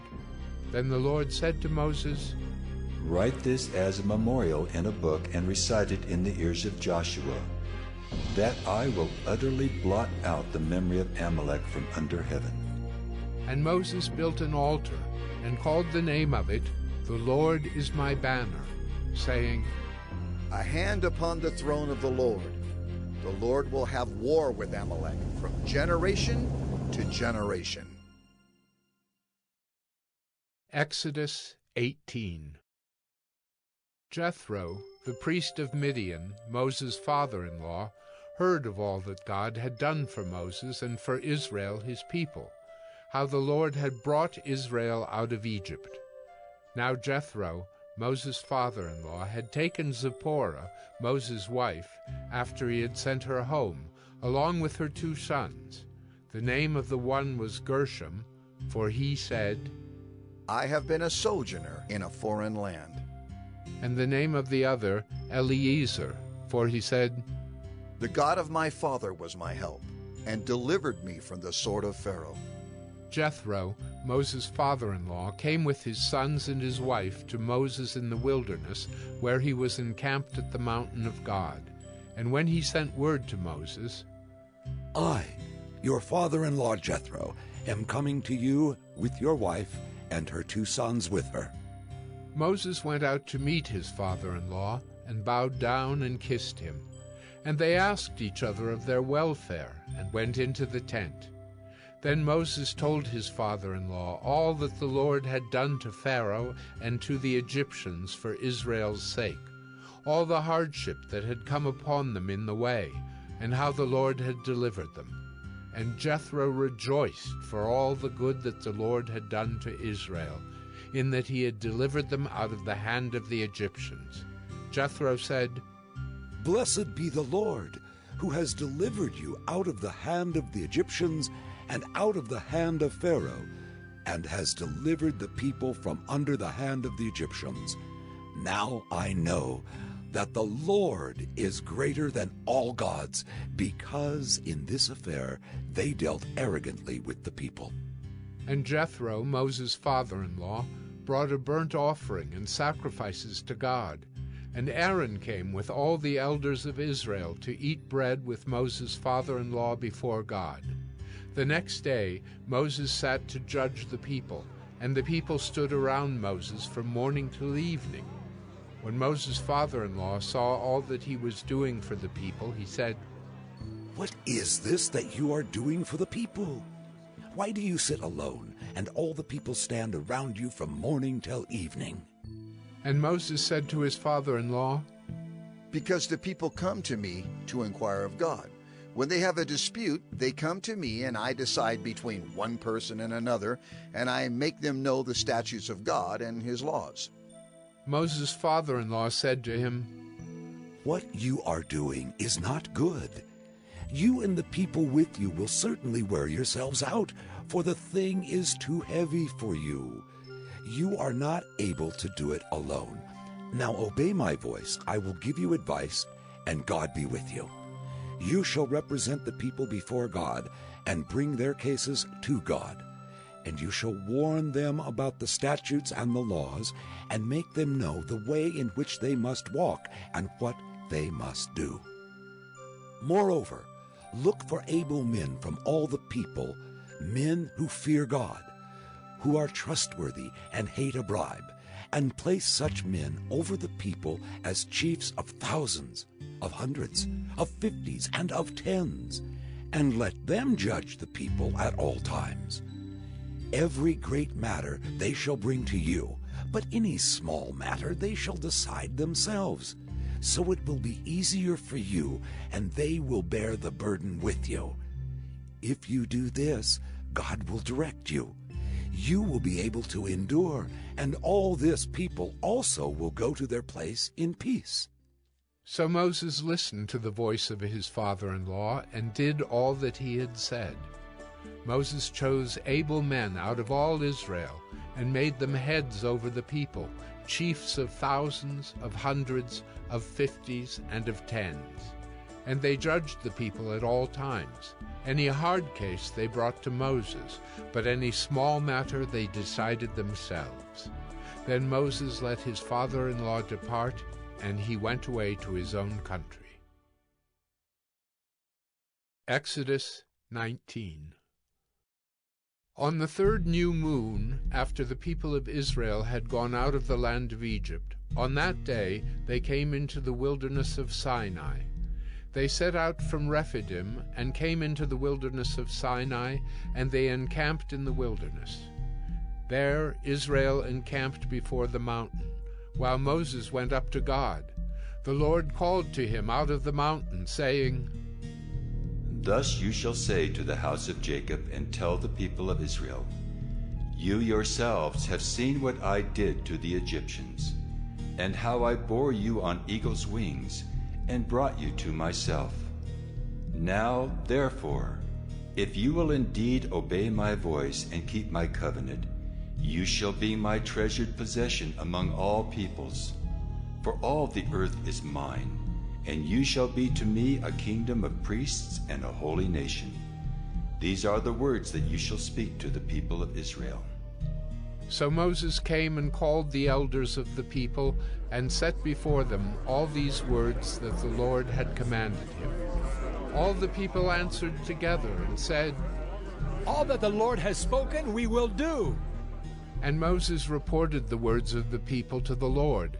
And the Lord said to Moses, Behold, I am coming to you in a thick cloud, that the people may hear when I speak with you, and may also believe you forever. When Moses told the words of the people to the Lord said to Moses, Go to the people and consecrate them today and tomorrow, and let them wash their garments and be ready for the third day. For on the third day the Lord will come down on Mount Sinai in the sight of all the people. And you shall set limits for the people all around, saying, Take care not to go up into the mountain or touch the edge of it. Whoever touches the mountain shall be put to death. No hand shall touch him, but he shall be stoned or shot. Whether beast or man, he shall not live. When the trumpet sounds a long blast, they shall come up to the mountain. So Moses went down from the mountain to the people and consecrated the people, and they washed their garments. And he said to the people, Be ready for the third day. Do not go near a woman. On the morning of the third day there were thunders and lightnings and a thick cloud on the mountain, and a very loud trumpet blast, so that all the people in the camp trembled. Then Moses brought the people out of the camp to meet God, and they took their stand at the foot of the mountain. Now Mount Sinai was wrapped in smoke, because the Lord had descended on it in fire. The smoke of it went up like the smoke of a kiln, and the whole mountain trembled greatly. And as the sound of the trumpet grew louder and louder, Moses spoke, and God answered him in thunder. The Lord came down on Mount Sinai to the top of the mountain. And the Lord called Moses to the top of the mountain, and Moses went up. And the Lord said to Moses, Go down and warn the people, lest they break through to the Lord to look, and many of them perish. Also let the priests who come near to the Lord consecrate themselves, lest the Lord break out against them. And Moses said to the Lord, "The people cannot come up to Mount Sinai, for you yourself warned us, saying, 'Set limits around the mountain and consecrate it.'" And the Lord said to him, "Go down and come up bringing Aaron with you. But do not let the priests and the people break through to come up to the Lord, lest he break out against them." So Moses went down to the people and told them. Exodus 20. And God spoke all these words, saying, "I am the Lord your God, who brought you out of the land of Egypt, out of the house of slavery. You shall have no other gods before me. You shall not make for yourself a carved image, or any likeness of anything that is in heaven above, or that is in the earth beneath, or that is in the water under the earth. You shall not bow down to them or serve them, for I, the Lord your God, am a jealous God, visiting the iniquity of the fathers on the children to the third and the fourth generation of those who hate me, but showing steadfast love to thousands of those who love me and keep my commandments. You shall not take the name of the Lord your God in vain, for the Lord will not hold him guiltless who takes his name in vain. Remember the Sabbath day to keep it holy.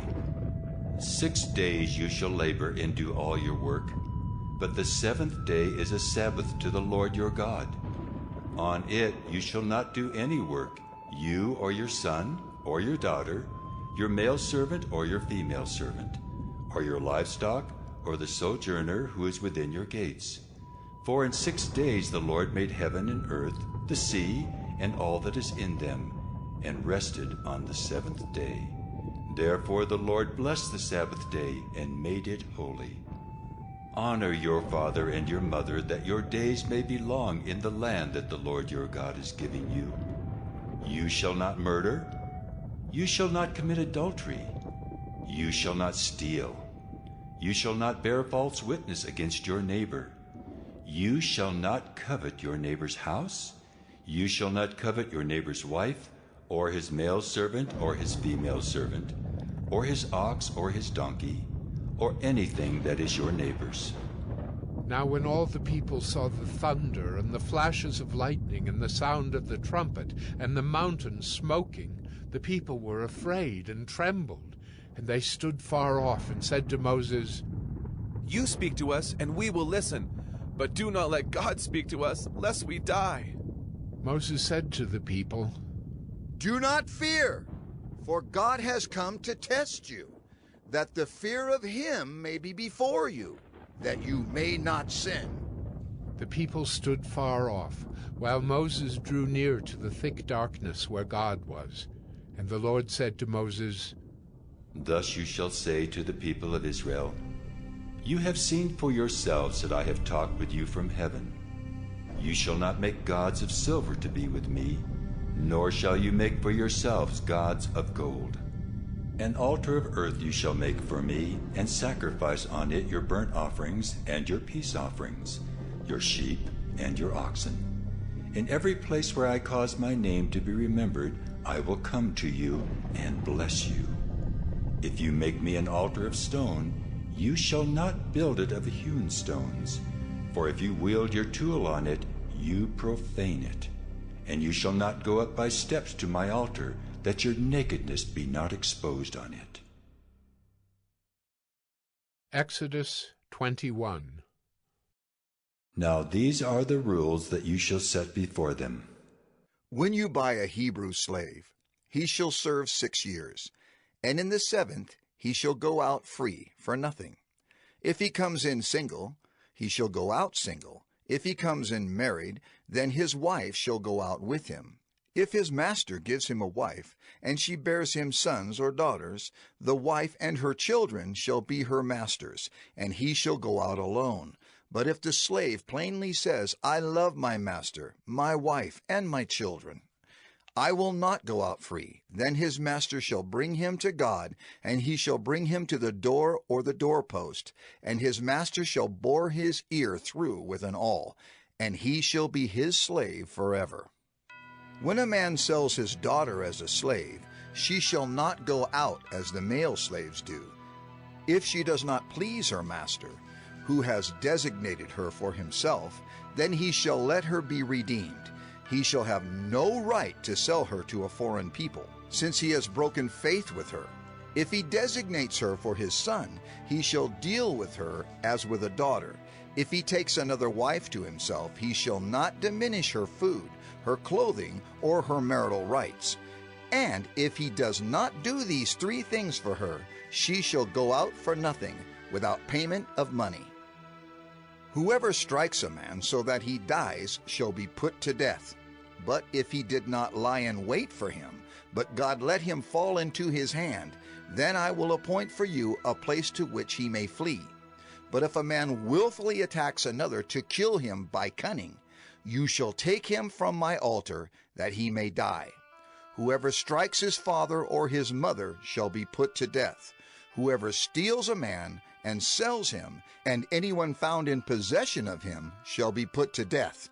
Whoever curses his father or his mother shall be put to death. When men quarrel, and one strikes the other with a stone or with his fist, and the man does not die, but takes to his bed, then if the man rises again and walks outdoors with his staff, he who struck him shall be clear. Only he shall pay for the loss of his time, and shall have him thoroughly healed. When a man strikes his slave, male or female, with a rod, and the slave dies under his hand, he shall be avenged. But if the slave survives a day or two, he is not to be avenged, for the slave is his money. When men strive together and hit a pregnant woman, so that her children come out, but there is no harm, the one who hit her shall surely be fined, as the woman's husband shall impose on him, and he shall pay as the judges determine. But if there is harm, then you shall pay life for life, eye for eye, tooth for tooth, hand for hand, foot for foot, burn for burn, wound for wound, stripe for stripe. When a man strikes the eye of his slave, male or female, and destroys it, he shall let the slave go free because of his eye. If he knocks out the tooth of his slave, male or female, he shall let the slave go free because of his tooth. When an ox gores a man or a woman to death, the ox shall be stoned, and its flesh shall not be eaten. But the owner of the ox shall not be liable. But if the ox has been accustomed to gore in the past, and its owner has been warned but has not kept it in, and it kills a man or a woman, the ox shall be stoned, and its owner also shall be put to death. If a ransom is imposed on him, then he shall give for the redemption of his life whatever is imposed on him. If it gores a man's son or daughter, he shall be dealt with according to this same rule. If the ox gores a slave, male or female, the owner shall give to their master 30 shekels of silver, and the ox shall be stoned. When a man opens a pit, or when a man digs a pit, and does not cover it, and an ox or a donkey falls into it, the owner of the pit shall make restoration. He shall give money to its owner, and the dead beast shall be his. When one man's ox butts another's, so that it dies, then they shall sell the live ox and share its price, and the dead beast also they shall share. Or if it is known that the ox has been accustomed to gore in the past, and its owner has not kept it in, he shall repay ox for ox, and the dead beast shall be his. Exodus 22. If a man steals an ox or a sheep and kills it or sells it, he shall repay 5 oxen for an ox, and 4 sheep for a sheep. If a thief is found breaking in and is struck so that he dies, there shall be no blood guilt for him. But if the sun has risen on him, there shall be blood guilt for him. He shall surely pay. If he has nothing, then he shall be sold for his theft. If the stolen beast is found alive in his possession, whether it is an ox or a donkey or a sheep, he shall pay double. If a man causes a field or vineyard to be grazed over, or lets his beast loose and it feeds in another man's field, he shall make restitution from the best in his own field and in his own vineyard. If fire breaks out and catches in thorns, so that the stacked grain or the standing grain or the field is consumed, he who started the fire shall make full restitution. If a man gives to his neighbor money or goods to keep safe, and it is stolen from the man's house, then if the thief is found, he shall pay double. If the thief is not found, the owner of the house shall come near to God to show whether or not he has put his hand to his neighbor's property. For every breach of trust, whether it is for an ox, for a donkey, for a sheep, for a cloak, or for any kind of lost thing, of which one says, "This is it," the case of both parties shall come before God. The one whom God condemns shall pay double to his neighbor. If a man gives to his neighbor a donkey or an ox or a sheep or any beast to keep safe, and it dies or is injured or is driven away without anyone seeing it, an oath by the Lord shall be between them both to see whether or not he has put his hand to his neighbor's property. The owner shall accept the oath, and he shall not make restitution. But if it is stolen from him, he shall make restitution to its owner. If it is torn by beasts, let him bring it as evidence. He shall not make restitution for what has been torn. If a man borrows anything of his neighbor, and it is injured or dies, the owner not being with it, he shall make full restitution. If the owner was with it, he shall not make restitution. If it was hired, it came for its hiring fee. If a man seduces a virgin who is not betrothed and lies with her, he shall give the bride price for her and make her his wife. If her father utterly refuses to give her to him, he shall pay money equal to the bride price for virgins. You shall not permit a sorceress to live. Whoever lies with an animal shall be put to death. Whoever sacrifices to any god other than the Lord alone shall be devoted to destruction. You shall not wrong a sojourner or oppress him, for you were sojourners in the land of Egypt. You shall not mistreat any widow or fatherless child. If you do mistreat them, and they cry out to me, I will surely hear their cry, and my wrath will burn, and I will kill you with the sword, and your wives shall become widows, and your children fatherless. If you lend money to any of my people with you who is poor, you shall not be like a moneylender to him, and you shall not exact interest from him. If ever you take your neighbor's cloak in pledge, you shall return it to him before the sun goes down, for that is his only covering, and it is his cloak for his body. In what else shall he sleep? And if he cries to me, I will hear, for I am compassionate. You shall not revile God, nor curse a ruler of your people. You shall not delay to offer from the fullness of your harvest, and from the outflow of your presses. The firstborn of your sons you shall give to me. You shall do the same with your oxen and with your sheep. 7 days it shall be with its mother. On the 8th day you shall give it to me. You shall be consecrated to me. Therefore you shall not eat any flesh that is torn by beasts in the field. You shall throw it to the dogs. Exodus 23.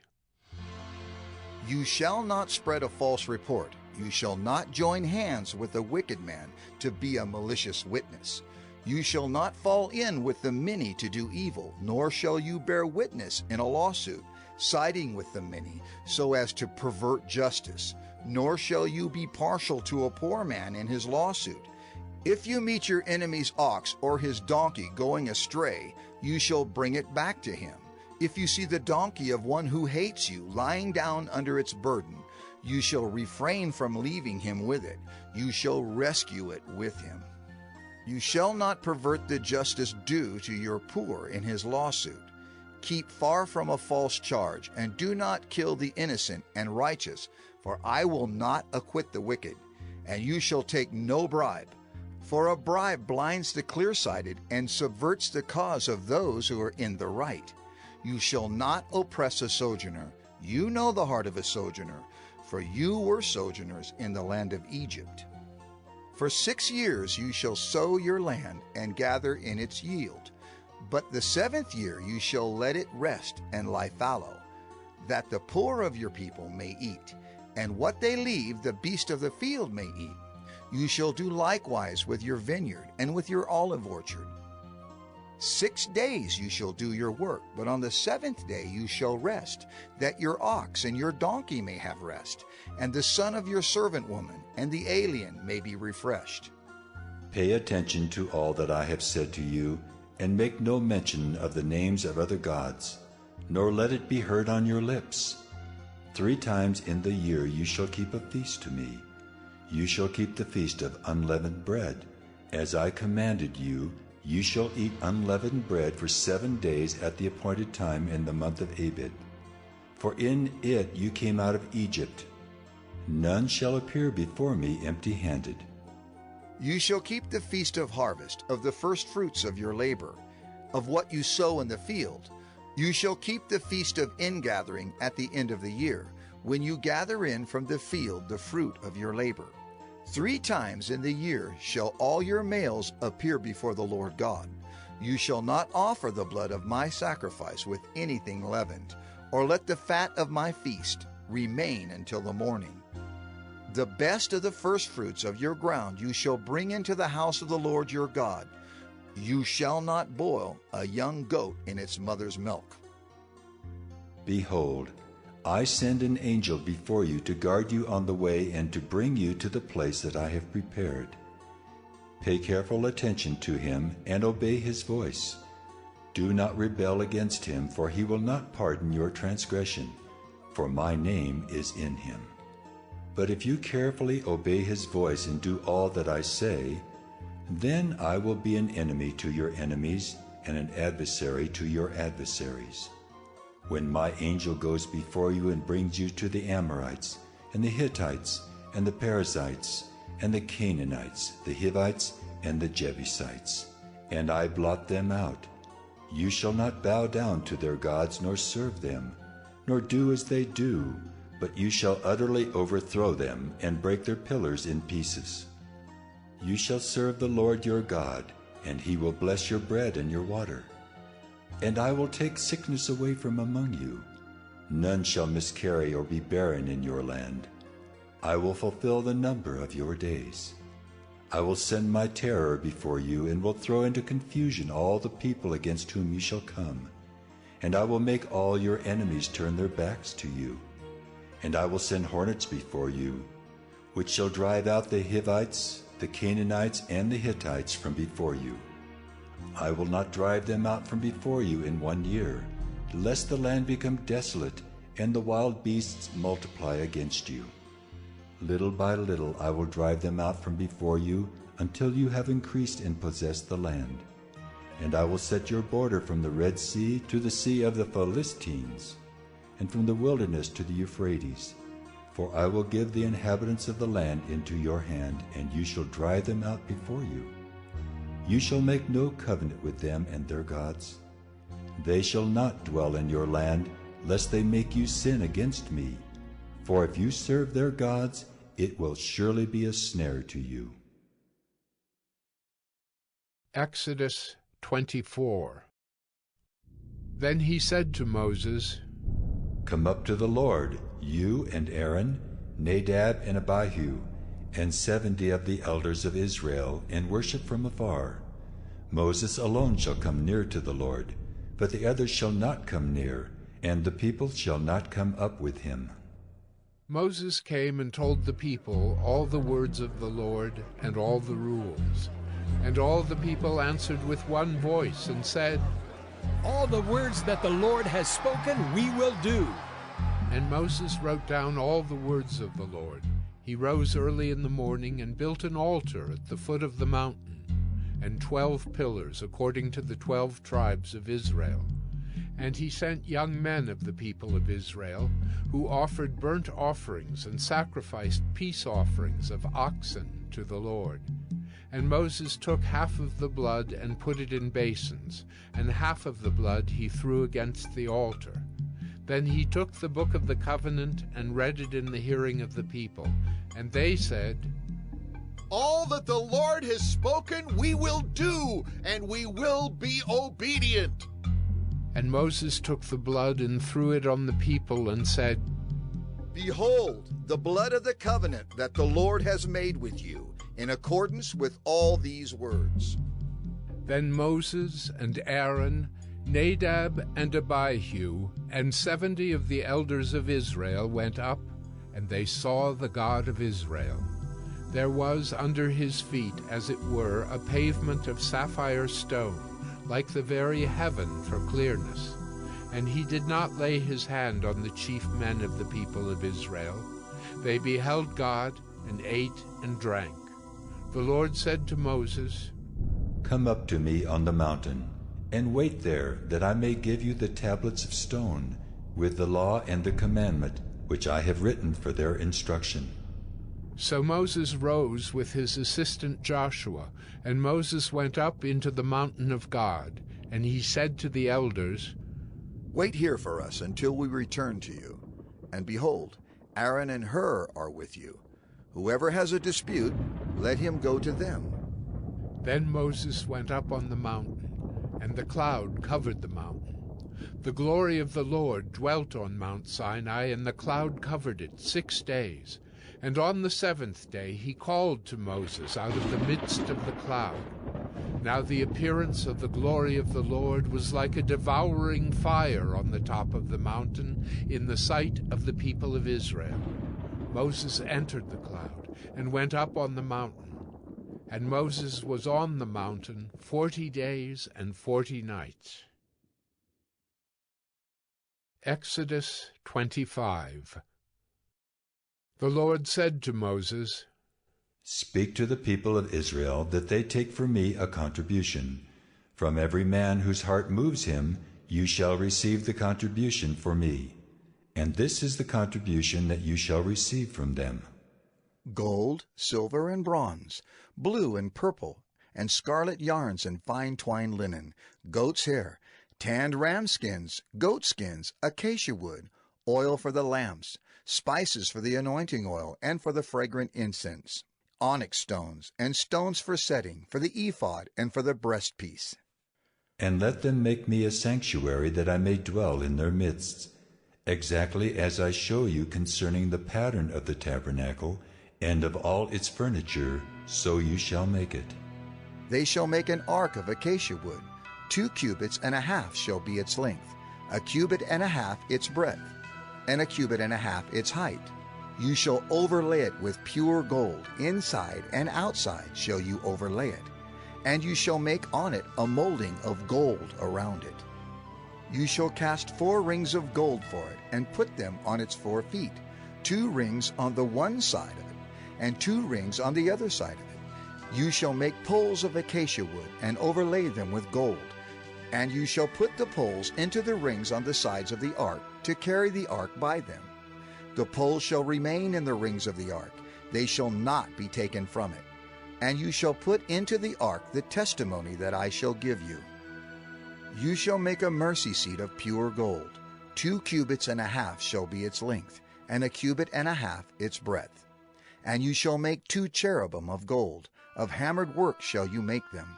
On the 2 ends of the mercy seat, make 1 cherub on the one end, and 1 cherub on the other end. Of one piece with the mercy seat shall you make the cherubim on its 2 ends.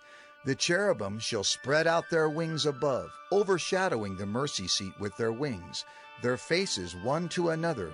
Toward the mercy seat shall the faces of the cherubim be. And you shall put the mercy seat on the top of the ark, and in the ark you shall put the testimony that I shall give you. There I will meet with you, and from above the mercy seat, from between the 2 cherubim that are on the ark of the testimony, I will speak with you about all that I will give you in commandment for the people of Israel. You shall make a table of acacia wood. 2 cubits shall be its length, 1 cubit its breadth, and 1 cubit and a half its height. You shall overlay it with pure gold, and make a molding of gold around it. And you shall make a rim around it, a handbreadth wide, and a molding of gold around the rim. And you shall make for it 4 rings of gold, and fasten the rings to the 4 corners at its 4 legs. Close to the frame the rings shall lie, as holders for the poles to carry the table. You shall make the poles of acacia wood, and overlay them with gold, and the table shall be carried with these.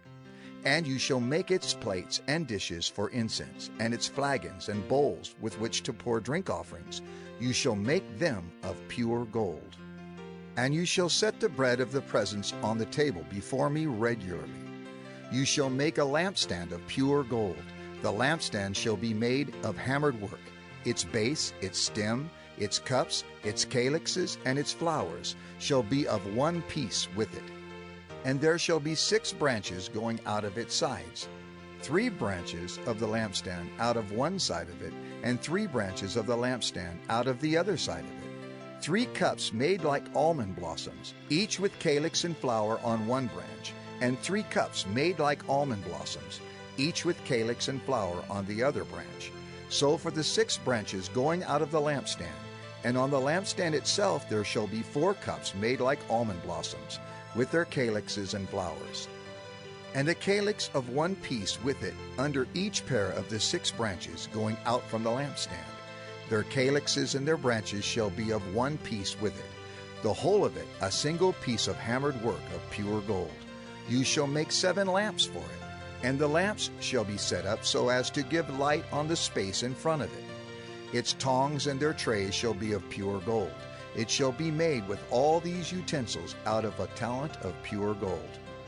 And see that you make them after the pattern for them, which is being shown you on the mountain.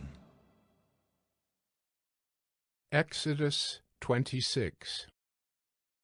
Moreover, you shall make the tabernacle with 10 curtains of fine twined linen, and blue and purple and scarlet yarns. You shall make them with cherubim skillfully worked into them. The length of each curtain shall be 28 cubits, and the breadth of each curtain 4 cubits. All the curtains shall be the same size. 5 curtains shall be coupled to one another, and the other 5 curtains shall be coupled to one another. And you shall make loops of blue on the edge of the outermost curtain in the first set. Likewise you shall make loops on the edge of the outermost curtain in the second set. 50 loops you shall make on the one curtain, and 50 loops you shall make on the edge of the curtain that is in the second set. The loops shall be opposite one another, and you shall make 50 clasps of gold, and couple the curtains one to the other with the clasps, so that the tabernacle may be a single whole. You shall also make curtains of goat's hair for a tent over the tabernacle. 11 curtains shall you make. The length of each curtain shall be 30 cubits, and the breadth of each curtain 4 cubits. The 11 curtains shall be the same size. You shall couple 5 curtains by themselves, and 6 curtains by themselves. And the 6th curtain you shall double over at the front of the tent.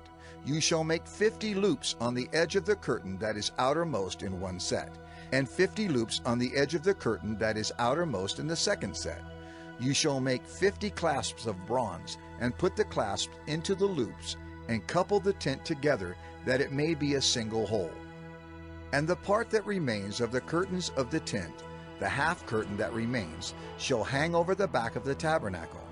And the extra that remains in the length of the curtains, the cubit on the one side and the cubit on the other side, shall hang over the sides of the tabernacle, on this side and that side, to cover it. And you shall make for the tent a covering of tan ram skins, and a covering of goat skins on top. You shall make upright frames for the tabernacle of acacia wood. 10 cubits shall be the length of a frame, and a cubit and a half the breadth of each frame. There shall be 2 tenons in each frame for fitting together. So shall you do for all the frames of the tabernacle. You shall make the frames for the tabernacle, 20 frames for the south side, and 40 bases of silver you shall make under the 20 frames, 2 bases under one frame for its 2 tenons, and 2 bases under the next frame for its 2 tenons. And for the second side of the tabernacle, on the north side, 20 frames, and there 40 bases of silver, 2 bases under one frame and 2 bases under the next frame. And for the rear of the tabernacle westward you shall make 6 frames, and you shall make 2 frames for corners of the tabernacle in the rear. They shall be separate beneath, but joined at the top, at the first ring. Thus shall it be with both of them. They shall form the 2 corners. And there shall be 8 frames with their bases of silver, 16 bases, 2 bases under one frame, and 2 bases under another frame. You shall make bars of acacia wood, 5 for the frames of the one side of the tabernacle, and 5 bars for the frames of the other side of the tabernacle, and 5 bars for the frames of the side of the tabernacle at the rear westward. The middle bar, halfway up the frames, shall run from end to end. You shall overlay the frames with gold, and shall make their rings of gold, for holders for the bars, and you shall overlay the bars with gold. Then you shall erect the tabernacle according to the plan for it that you were shown on the mountain. And you shall make a veil of blue and purple and scarlet yarns, and fine twined linen. It shall be made with cherubim, skillfully worked into it. And you shall hang it on 4 pillars of acacia, overlaid with gold, with hooks of gold, on 4 bases of silver. And you shall hang the veil from the clasps, and bring the ark of the testimony in there within the veil. And the veil shall separate for you the holy place from the most holy.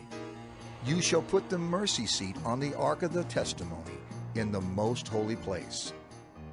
And you shall set the table outside the veil, and the lampstand on the south side of the tabernacle opposite the table. And you shall put the table on the north side. You shall make a screen for the entrance of the tent, of blue and purple and scarlet yarns and fine twined linen, embroidered with needlework. And you shall make for the screen 5 pillars of acacia, and overlay them with gold. Their hooks shall be of gold, and you shall cast 5 bases of bronze for them. Exodus 27. You shall make the altar of acacia wood, 5 cubits long and 5 cubits broad. The altar shall be square, and its height shall be 3 cubits. And you shall make horns for it on its 4 corners. Its horns shall be of one piece with it, and you shall overlay it with bronze. You shall make pots for it to receive its ashes, and shovels and basins, and forks and fire pans. You shall make all its utensils of bronze. You shall also make for it a grating, a network of bronze, and on the net you shall make 4 bronze rings at its 4 corners. And you shall set it under the ledge of the altar, so that the net extends halfway down the altar. And you shall make poles for the altar, poles of acacia wood, and overlay them with bronze. And the poles shall be put through the rings, so that the poles are on the 2 sides of the altar when it is carried. You shall make it hollow with boards, as it has been shown you on the mountain, so shall it be made. You shall make the court of the tabernacle. On the south side the court shall have hangings of fine twined linen, 100 cubits long for one side. Its 20 pillars and their 20 bases shall be of bronze, but the hooks of the pillars and their fillets shall be of silver. And likewise for its length on the north side there shall be hangings, 100 cubits long, its pillars 20, and their bases 20, of bronze. But the hooks of the pillars and their fillets shall be of silver. And for the breadth of the court on the west side there shall be hangings for 50 cubits, with 10 pillars and 10 bases. The breadth of the court on the front to the east shall be 50 cubits. The hangings for the one side of the gate shall be 15 cubits, with their 3 pillars and 3 bases. On the other side the hangings shall be 15 cubits, with their 3 pillars and 3 bases. For the gate of the court there shall be a screen 20 cubits long, of blue and purple and scarlet yarns and fine twined linen, embroidered with needlework. It shall have 4 pillars, and with them 4 bases. All the pillars around the court shall be filleted with silver. Their hooks shall be of silver, and their bases of bronze. The length of the court shall be 100 cubits, the breadth 50, and the height 5 cubits, with hangings of fine twined linen and bases of bronze. All the utensils of the tabernacle for every use, and all its pegs and all the pegs of the court shall be of bronze. You shall command the people of Israel that they bring to you pure beaten olive oil for the light, that a lamp may regularly be set up to burn. In the tent of meeting, outside the veil that is before the testimony, Aaron and his sons shall tend it from evening to morning before the Lord. It shall be a statute forever, to be observed throughout their generations by the people of Israel. Exodus 28. Then bring near to you Aaron your brother and his sons with him, from among the people of Israel to serve me as priests. Aaron and Aaron's sons, Nadab and Abihu, Eleazar and Ithamar. And you shall make holy garments for Aaron your brother, for glory and for beauty. You shall speak to all the skillful whom I have filled with the spirit of skill, that they make Aaron's garments to consecrate him for my priesthood. These are the garments that they shall make: a breastpiece, an ephod, a robe, a coat of checkerwork, a turban, and a sash. They shall make holy garments for Aaron your brother and his sons to serve me as priests. They shall receive gold, blue, and purple, and scarlet yarns, and fine twined linen.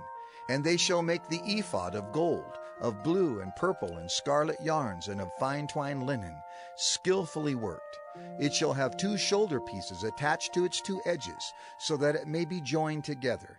And the skillfully woven band on it shall be made like it, and be of one piece with it, of gold, blue, and purple, and scarlet yarns, and fine twined linen. You shall take 2 onyx stones, and engrave on them the names of the sons of Israel, 6 of their names on the one stone, and the names of the remaining 6 on the other stone, in the order of their birth.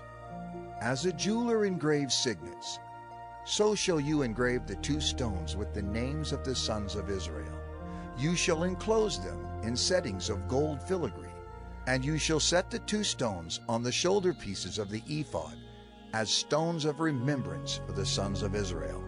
And Aaron shall bear their names before the Lord on his 2 shoulders for remembrance. You shall make settings of gold filigree, and 2 chains of pure gold, twisted like cords, and you shall attach the corded chains to the settings. You shall make a breastpiece of judgment in skilled work. In the style of the ephod you shall make it. Of gold, blue, and purple, and scarlet yarns, and fine twined linen shall you make it. It shall be square and doubled, a span its length, and a span its breadth. You shall set in it 4 rows of stones. A row of sardius, topaz, and carbuncle shall be the first row, and the second row an emerald, a sapphire, and a diamond, and the third row a jacinth, an agate, and an amethyst, and the 4th row a beryl, an onyx, and a jasper. They shall be set in gold filigree. There shall be 12 stones with their names according to the names of the sons of Israel. They shall be like signets, each engraved with its name for the 12 tribes. You shall make for the breastpiece twisted chains like cords of pure gold. And you shall make for the breastpiece 2 rings of gold, and put the 2 rings on the 2 edges of the breastpiece. And you shall put the 2 cords of gold in the 2 rings at the edges of the breastpiece. The 2 ends of the 2 cords you shall attach to the 2 settings of filigree, and so attach it in front to the shoulder pieces of the ephod. You shall make 2 rings of gold, and put them at the 2 ends of the breastpiece, on its inside edge, next to the ephod. And you shall make 2 rings of gold, and attach them in front to the lower part of the 2 shoulder pieces of the ephod, at its seam above the skillfully woven band of the ephod. And they shall bind the breastpiece by its rings to the rings of the ephod, with a lace of blue, so that it may lie on the skillfully woven band of the ephod, so that the breastpiece shall not come loose from the ephod. So Aaron shall bear the names of the sons of Israel in the breastpiece of judgment on his heart, when he goes into the holy place, to bring them to regular remembrance before the Lord. And in the breastpiece of judgment you shall put the Urim and the Thummim, and they shall be on Aaron's heart when he goes in before the Lord. Thus Aaron shall bear the judgment of the people of Israel on his heart before the Lord regularly. You shall make the robe of the ephod olive blue. It shall have an opening for the head in the middle of it, with a woven binding around the opening, like the opening in a garment, so that it may not tear. On its hem you shall make pomegranates of blue and purple and scarlet yarns around its hem, with bells of gold between them. a golden bell and a pomegranate, a golden bell and a pomegranate around the hem of the robe. And it shall be on Aaron when he ministers, and its sound shall be heard when he goes into the holy place before the Lord, and when he comes out, so that he does not die. You shall make a plate of pure gold and engrave on it, like the engraving of a signet, holy to the Lord. And you shall fasten it on the turban by a cord of blue. It shall be on the front of the turban. It shall be on Aaron's forehead. And Aaron shall bear any guilt from the holy things that the people of Israel consecrate as their holy gifts. It shall regularly be on his forehead, that they may be accepted before the Lord. You shall weave the coat in checkerwork of fine linen, and you shall make a turban of fine linen, and you shall make a sash embroidered with needlework. For Aaron's sons you shall make coats and sashes and caps. You shall make them for glory and beauty. And you shall put them on Aaron your brother, and on his sons with him, and shall anoint them, and ordain them, and consecrate them, that they may serve me as priests. You shall make for them linen undergarments, to cover their naked flesh. They shall reach from the hips to the thighs, and they shall be on Aaron and on his sons when they go into the tent of meeting, or when they come near the altar to minister in the holy place, lest they bear guilt and die. This shall be a statute forever for him and for his offspring after him. Exodus 29. Now this is what you shall do to them to consecrate them, that they may serve me as priests. Take 1 bull of the herd and 2 rams without blemish, and unleavened bread, unleavened cakes mixed with oil, and unleavened wafers smeared with oil. You shall make them of fine wheat flour. You shall put them in 1 basket, and bring them in the basket, and bring the bull and the 2 rams. You shall bring Aaron and his sons to the entrance of the tent of meeting, and wash them with water. Then you shall take the garments, and put on Aaron the coat, and the robe of the ephod, and the ephod and the breastpiece, and gird him with a skillfully woven band of the ephod. And you shall set the turban on his head, and put the holy crown on the turban. You shall take the anointing oil, and pour it on his head, and anoint him. Then you shall bring his sons, and put coats on them. And you shall gird Aaron and his sons with sashes, and bind caps on them. And the priesthood shall be theirs by a statute forever. Thus you shall ordain Aaron and his sons. Then you shall bring the bull before the tent of meeting. Aaron and his sons shall lay their hands on the head of the bull. Then you shall kill the bull before the Lord at the entrance of the tent of meeting, and shall take part of the blood of the bull and put it on the horns of the altar with your finger. And the rest of the blood you shall pour out at the base of the altar. And you shall take all the fat that covers the entrails, and the long lobe of the liver, and the 2 kidneys with the fat that is on them, and burn them on the altar.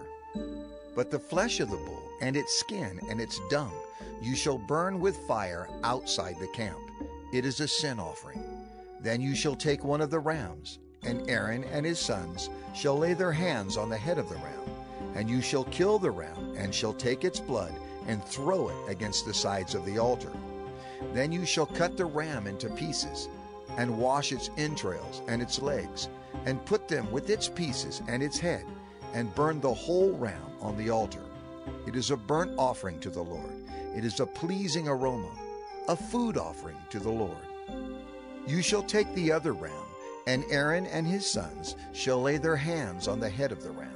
And you shall kill the ram, and take part of its blood, and put it on the tip of the right ear of Aaron, and on the tips of the right ears of his sons, and on the thumbs of their right hands, and on the great toes of their right feet, and throw the rest of the blood against the sides of the altar.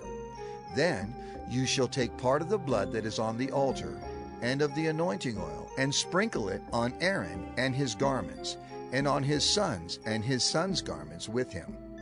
He and his garments shall be holy, and his sons and his sons' garments with him. You shall also take the fat from the ram, and the fat tail, and the fat that covers the entrails, and the long lobe of the liver, and the 2 kidneys, with the fat that is on them. and the right thigh, for it is a ram of ordination, and 1 loaf of bread, and 1 cake of bread made with oil, and 1 wafer out of the basket of unleavened bread that is before the Lord. You shall put all these on the palms of Aaron, and on the palms of his sons, and wave them for a wave offering before the Lord. Then you shall take them from their hands and burn them on the altar, on top of the burnt offering, as a pleasing aroma before the Lord. It is a food offering to the Lord. You shall take the breast of the ram of Aaron's ordination, and wave it for a wave offering before the Lord, and it shall be your portion. And you shall consecrate the breast of the wave offering that is waved, and the thigh of the priest's portion that is contributed from the ram of ordination, from what was Aaron's and his sons. It shall be for Aaron and his sons as a perpetual due from the people of Israel, for it is a contribution. It shall be a contribution from the people of Israel, from their peace offerings, their contribution to the Lord. The holy garments of Aaron shall be for his sons after him. They shall be anointed in them and ordained in them. The son who succeeds him as priest, who comes into the tent of meeting to minister in the holy place, shall wear them 7 days. You shall take the ram of ordination and boil its flesh in a holy place. And Aaron and his sons shall eat the flesh of the ram, and the bread that is in the basket, in the entrance of the tent of meeting.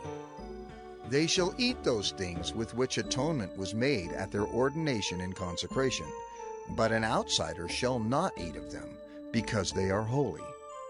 And if any of the flesh for the ordination or of the bread remain until the morning, then you shall burn the remainder with fire. It shall not be eaten, because it is holy. Thus you shall do to Aaron and to his sons, according to all that I have commanded you. Through 7 days shall you ordain them, and every day you shall offer a bull as a sin offering for atonement. Also you shall purify the altar when you make atonement for it, and shall anoint it to consecrate it. 7 days you shall make atonement for the altar and consecrate it, and the altar shall be most holy. Whatever touches the altar shall become holy. Now this is what you shall offer on the altar: 2 lambs, a year old, day by day, regularly. 1 lamb you shall offer in the morning, and the other lamb you shall offer at twilight. And with the first lamb, a 10th seah of fine flour mingled with 1/4 of a hin of beaten oil, and 1/4 of a hin of wine for a drink offering. The other lamb you shall offer at twilight, and shall offer with it a grain offering and its drink offering, as in the morning, for a pleasing aroma, a food offering to the Lord. It shall be a regular burnt offering throughout your generations, at the entrance of the tent of meeting before the Lord, where I will meet with you to speak to you there. There I will meet with the people of Israel, and it shall be sanctified by my glory. I will consecrate the tent of meeting and the altar. Aaron also and his sons I will consecrate to serve me as priests. I will dwell among the people of Israel, and will be their God. And they shall know that I am the Lord their God, who brought them out of the land of Egypt, that I might dwell among them. I am the Lord their God. Exodus 30. You shall make an altar on which to burn incense. You shall make it of acacia wood. A cubit shall be its length, and a cubit its breadth. It shall be square, and 2 cubits shall be its height. Its horns shall be of 1 piece with it. You shall overlay it with pure gold, its top and around its sides and its horns. And you shall make a molding of gold around it, and you shall make 2 golden rings for it. Under its molding, on 2 opposite sides of it, you shall make them, and they shall be holders for poles with which to carry it. You shall make the poles of acacia wood, and overlay them with gold. And you shall put it in front of the veil that is above the ark of the testimony, in front of the mercy seat that is above the testimony, where I will meet with you. And Aaron shall burn fragrant incense on it. Every morning when he dresses the lamps, he shall burn it. And when Aaron sets up the lamps at twilight, he shall burn it. A regular incense offering before the Lord throughout your generations. You shall not offer unauthorized incense on it, or a burnt offering, or a grain offering, and you shall not pour a drink offering on it. Aaron shall make atonement on its horns once a year. With the blood of the sin offering of atonement he shall make atonement for it once in the year throughout your generations. It is most holy to the Lord. The Lord said to Moses, When you take the census of the people of Israel, then each shall give a ransom for his life to the Lord when you number them, that there be no plague among them when you number them. Each one who is numbered in the census shall give this, half a shekel, according to the shekel of the sanctuary. The shekel is 20 gerahs, half a shekel as an offering to the Lord. Everyone who is numbered in the census, from 20 years old and upward, shall give the Lord's offering. The rich shall not give more, and the poor shall not give less than the half shekel. When you give the Lord's offering to make atonement for your lives, you shall take the atonement money from the people of Israel, and shall give it for the service of the tent of meeting, that it may bring the people of Israel to remembrance before the Lord, so as to make atonement for your lives. The Lord said to Moses, You shall also make a basin of bronze, with its stand of bronze, for washing. You shall put it between the tent of meeting and the altar, and you shall put water in it, with which Aaron and his sons shall wash their hands and their feet.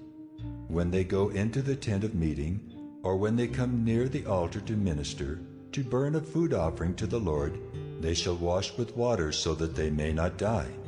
They shall wash their hands and their feet so that they may not die. It shall be a statute forever to them, even to him and to his offspring throughout their generations.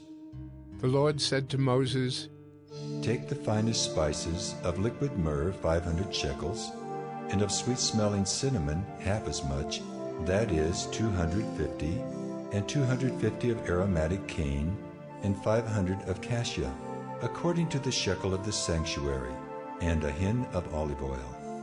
And you shall make of these a sacred anointing oil, blended as by the perfumer. It shall be a holy anointing oil. With it you shall anoint the tent of meeting and the ark of the testimony, and the table and all its utensils, and the lampstand and its utensils, and the altar of incense, and the altar of burnt offering with all its utensils, and the basin and its stand. You shall consecrate them that they may be most holy. Whatever touches them will become holy. You shall anoint Aaron and his sons and consecrate them, that they may serve me as priests. And you shall say to the people of Israel, This shall be my holy anointing oil throughout your generations. It shall not be poured on the body of an ordinary person, and you shall make no other like it in composition. It is holy, and it shall be holy to you. Whoever compounds any like it, or whoever puts any of it on an outsider, shall be cut off from his people. The Lord said to Moses, Take sweet spices, stacte and onycha and galbanum, sweet spices with pure frankincense. Of each shall there be an equal part. And make an incense blended as by the perfumer, seasoned with salt, pure and holy. You shall beat some of it very small, and put part of it before the testimony in the tent of meeting, where I shall meet with you. It shall be most holy for you. And the incense that you shall make according to its composition, you shall not make for yourselves. It shall be for you holy to the Lord. Whoever makes any like it to use as perfume shall be cut off from his people. Exodus 31. The Lord said to Moses, See, I have called by name Bezalel the son of Uri, son of Hur, of the tribe of Judah, and I have filled him with the Spirit of God, with ability and intelligence, with knowledge in all craftsmanship, to devise artistic designs, to work in gold, silver, and bronze, in cutting stones for setting, and in carving wood to work in every craft. And behold, I have appointed with him Oholiab, the son of Ahisamach, of the tribe of Dan. And I have given to all able men ability, that they may make all that I have commanded you. The tent of meeting and the ark of the testimony, and the mercy seat that is on it, and all the furnishings of the tent, the table and its utensils, and the pure lampstand with all its utensils, and the altar of incense, and the altar of burnt offering with all its utensils, and the basin and its stand, and the finely worked garments, the holy garments for Aaron the priest, and the garments of his sons, for their service as priests, and the anointing oil and the fragrant incense for the holy place, according to all that I have commanded you, they shall do. And the Lord said to Moses, You are to speak to the people of Israel and say, Above all, you shall keep my Sabbaths, for this is a sign between me and you throughout your generations, that you may know that I, the Lord, sanctify you. You shall keep the Sabbath, because it is holy for you. Everyone who profanes it shall be put to death. Whoever does any work on it, that soul shall be cut off from among his people. 6 days shall work be done, but the seventh day is a Sabbath of solemn rest, holy to the Lord. Whoever does any work on the Sabbath day shall be put to death. Therefore the people of Israel shall keep the Sabbath, observing the Sabbath throughout their generations as a covenant forever. It is a sign forever between me and the people of Israel, that in 6 days the Lord made heaven and earth, and on the seventh day he rested and was refreshed. And he gave to Moses, when he had finished speaking with him on Mount Sinai, the 2 tablets of the testimony, tablets of stone, written with the finger of God. Exodus 32. When the people saw that Moses delayed to come down from the mountain, the people gathered themselves together to Aaron and said to him, Up, make us gods who shall go before us. As for this Moses, the man who brought us up out of the land of Egypt, we do not know what has become of him. So Aaron said to them, Take off the rings of gold that are in the ears of your wives, your sons and your daughters, and bring them to me. So all the people took off the rings of gold that were in their ears and brought them to Aaron. And he received the gold from their hand and fashioned it with a graving tool and made a golden calf. And they said, These are your gods, O Israel, who brought you up out of the land of Egypt. When Aaron saw this, he built an altar before it. And Aaron made proclamation and said, Tomorrow shall be a feast to the Lord. And they rose up early the next day and offered burnt offerings and brought peace offerings. And the people sat down to eat and drink and rose up to play. And the Lord said to Moses, Go down, for your people whom you brought up out of the land of Egypt have corrupted themselves. They have turned aside quickly out of the way that I commanded them. They have made for themselves a golden calf, and have worshipped it and sacrificed to it, and said, These are your gods, O Israel, who brought you up out of the land of Egypt. And the Lord said to Moses, I have seen this people, and behold, it is a stiff-necked people. Now therefore let me alone, that my wrath may burn hot against them, and I may consume them, in order that I may make a great nation of you. But Moses implored the Lord his God and said, O Lord, why does your wrath burn hot against your people, whom you have brought out of the land of Egypt with great power and with a mighty hand? Why should the Egyptians say, With evil intent did he bring them out, to kill them in the mountains and to consume them from the face of the earth? Turn from your burning anger and relent from this disaster against your people. Remember Abraham, Isaac, and Israel, your servants, to whom you swore by your own self, and said to them, I will multiply your offspring as the stars of heaven, and all this land that I have promised I will give to your offspring, and they shall inherit it forever. And the Lord relented from the disaster that he had spoken of bringing on his people. Then Moses turned and went down from the mountain with the 2 tablets of the testimony in his hand, tablets that were written on both sides. On the front and on the back they were written. The tablets were the work of God, and the writing was the writing of God, engraved on the tablets. When Joshua heard the noise of the people as they shouted, he said to Moses, "There is a noise of war in the camp."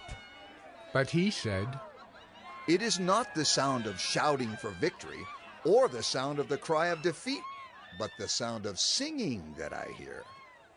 And as soon as he came near the camp and saw the calf and the dancing, Moses' anger burned hot, and he threw the tablets out of his hands and broke them at the foot of the mountain.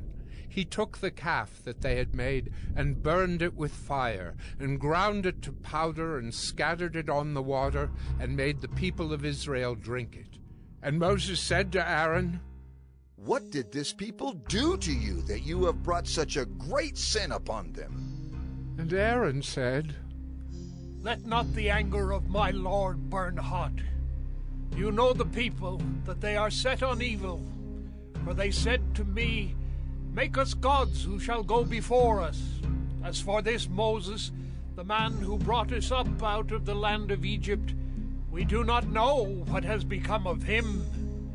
So I said to them, 'Let any who have gold take it off.' So they gave it to me, and I threw it into the fire, and out came this calf." And when Moses saw that the people had broken loose, for Aaron had let them break loose to the derision of their enemies, then Moses stood in the gate of the camp and said, "Who is on the Lord's side? Come to me." And all the sons of Levi gathered around him, and he said to them, "Thus says the Lord God of Israel, put your sword on your side, each of you, and go to and fro from gate to gate throughout the camp, and each of you kill his brother and his companion and his neighbor." And the sons of Levi did according to the word of Moses. And that day about 3,000 men of the people fell. And Moses said, "Today you have been ordained for the service of the Lord, each one at the cost of his son and of his brother, so that he might bestow a blessing upon you this day." The next day Moses said to the people, "You have sinned a great sin, and now I will go up to the Lord. Perhaps I can make atonement for your sin." So Moses returned to the Lord and said, "Alas, this people has sinned a great sin. They have made for themselves gods of gold. But now, if you will forgive their sin, but if not, please blot me out of your book that you have written." But the Lord said to Moses, "Whoever has sinned against me, I will blot out of my book. But now go, lead the people to the place about which I have spoken to you. Behold, my angel shall go before you.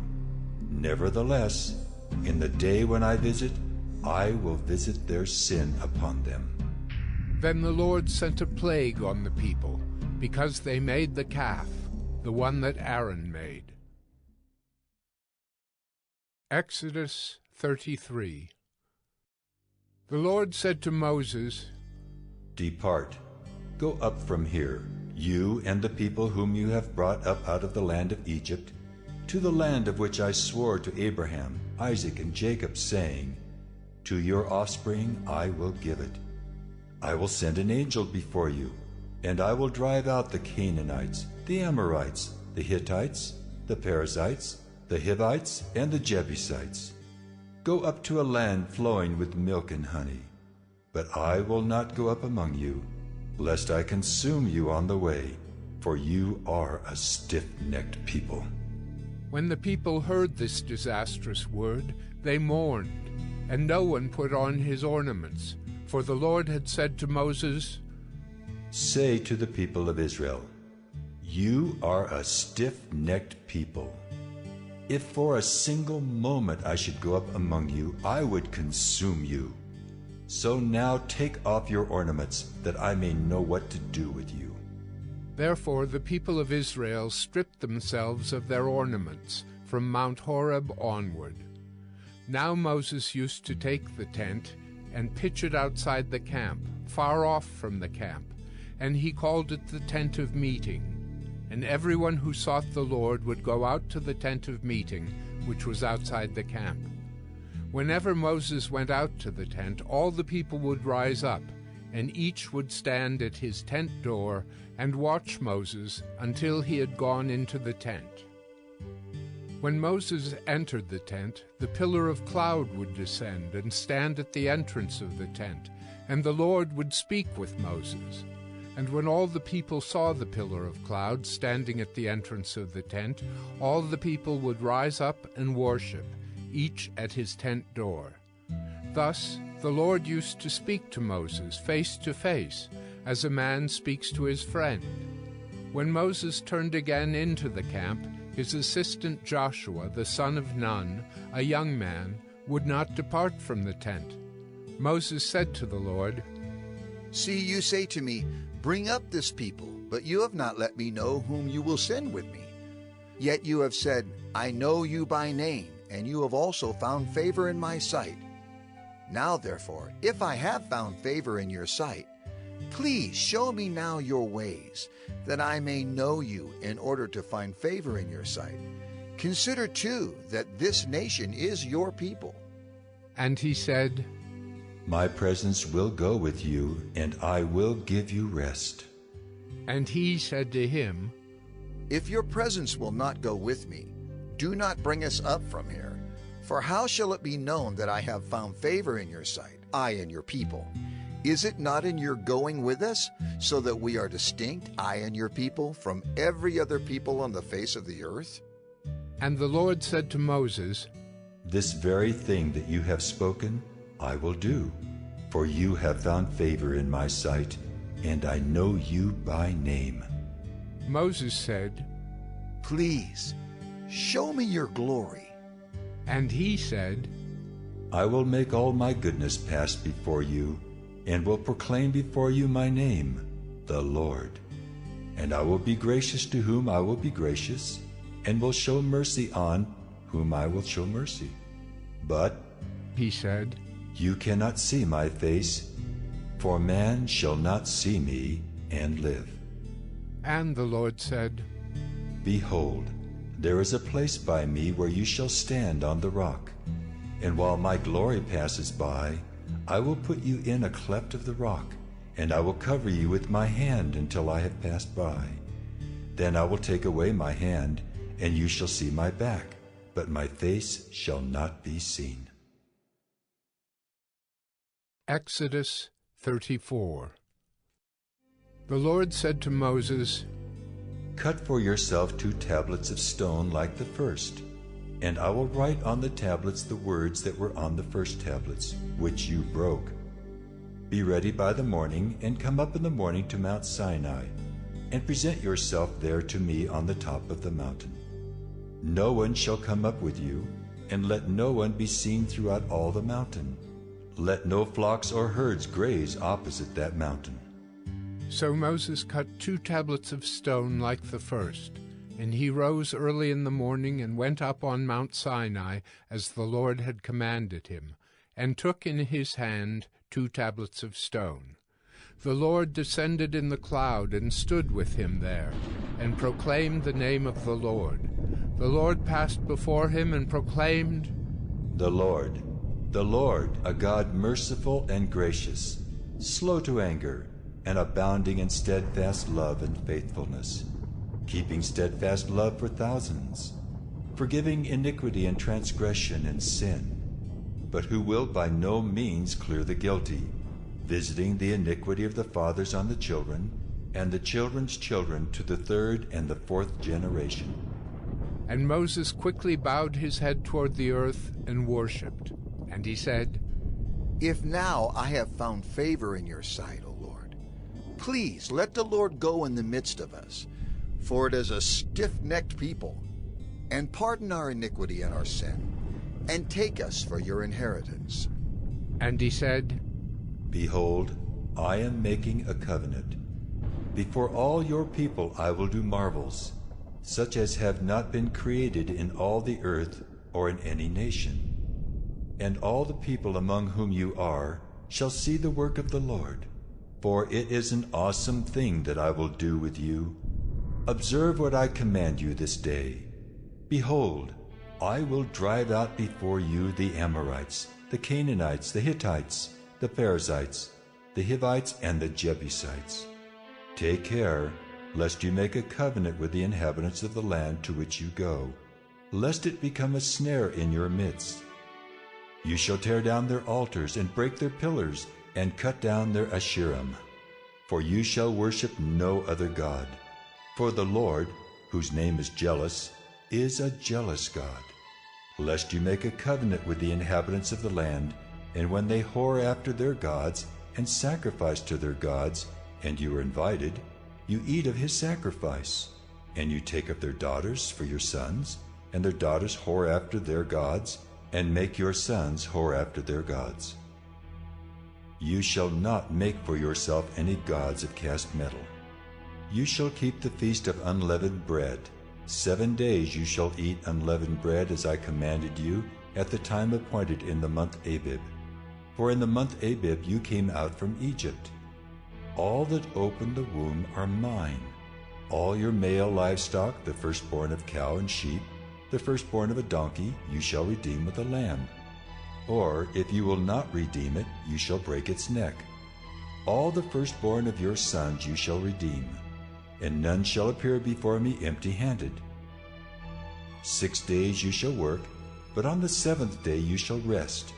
In plowing time and in harvest you shall rest. You shall observe the Feast of Weeks, the firstfruits of wheat harvest, and the Feast of Ingathering at the year's end. 3 times in the year shall all your males appear before the Lord God, the God of Israel. For I will cast out nations before you, and enlarge your borders. No one shall covet your land when you go up to appear before the Lord your God 3 times in the year. You shall not offer the blood of my sacrifice with anything leavened, or let the sacrifice of the feast of the Passover remain until the morning. The best of the firstfruits of your ground you shall bring to the house of the Lord your God. You shall not boil a young goat in its mother's milk.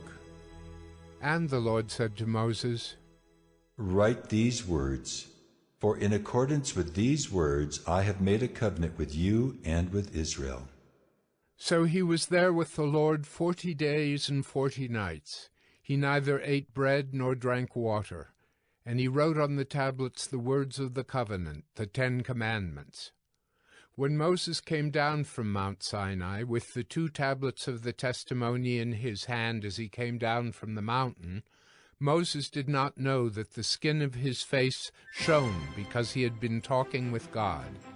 Aaron and all the people of Israel saw Moses, and behold, the skin of his face shone, and they were afraid to come near him. But Moses called to them, and Aaron and all the leaders of the congregation returned to him, and Moses talked with them. Afterward, all the people of Israel came near, and he commanded them all that the Lord had spoken with him in Mount Sinai. And when Moses had finished speaking with them, he put a veil over his face.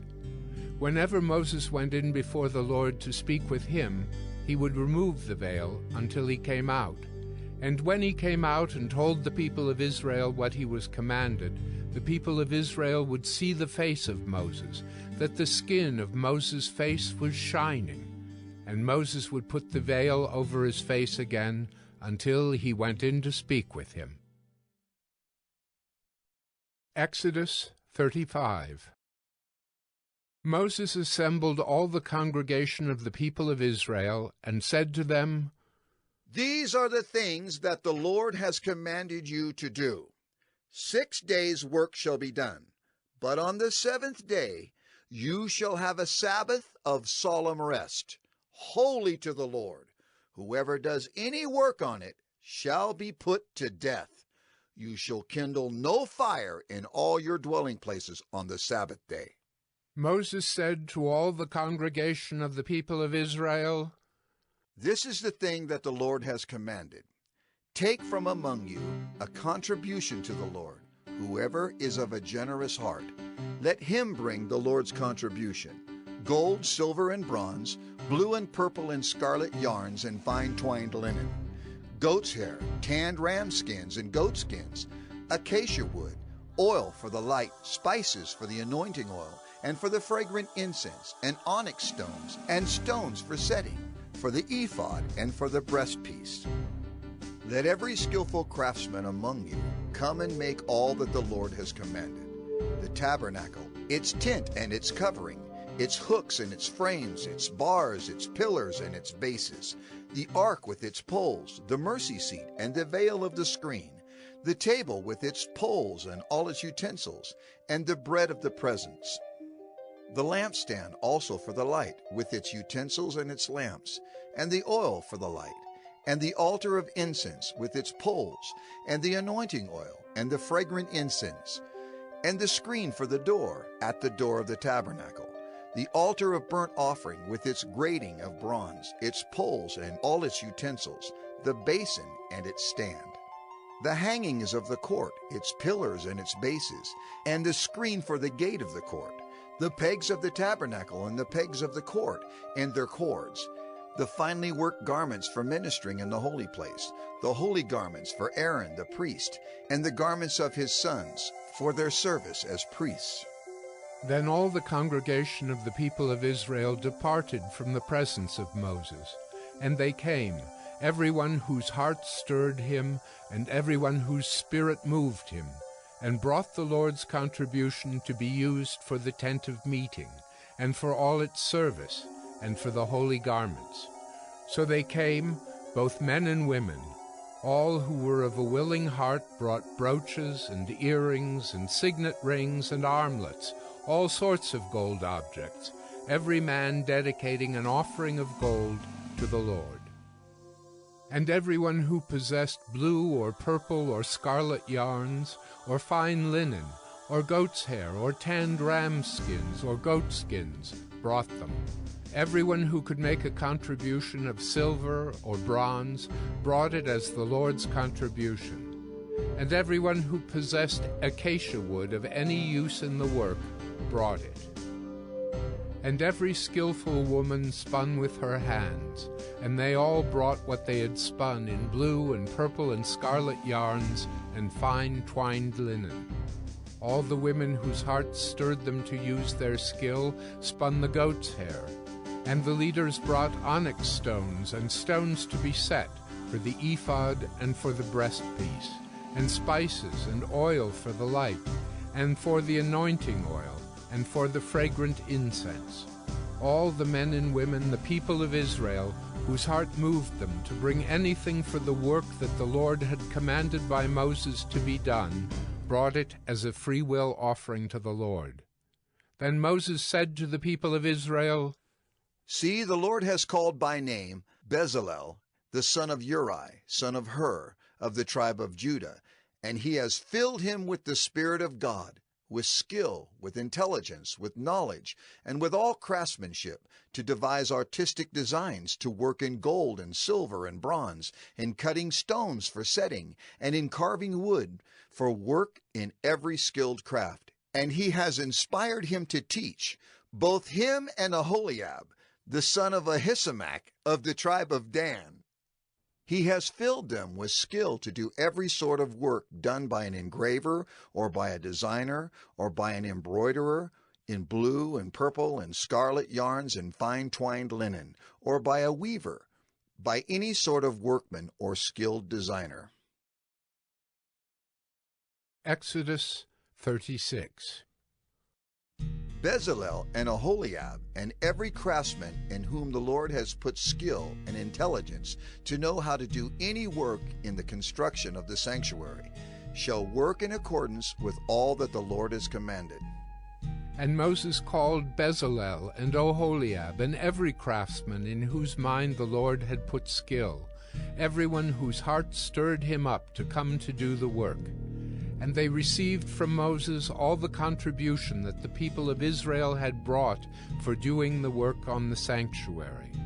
They still kept bringing him free-will offerings every morning, so that all the craftsmen who were doing every sort of task on the sanctuary came, each from the task that he was doing, and said to Moses, The people bring much more than enough for doing the work that the Lord has commanded us to do.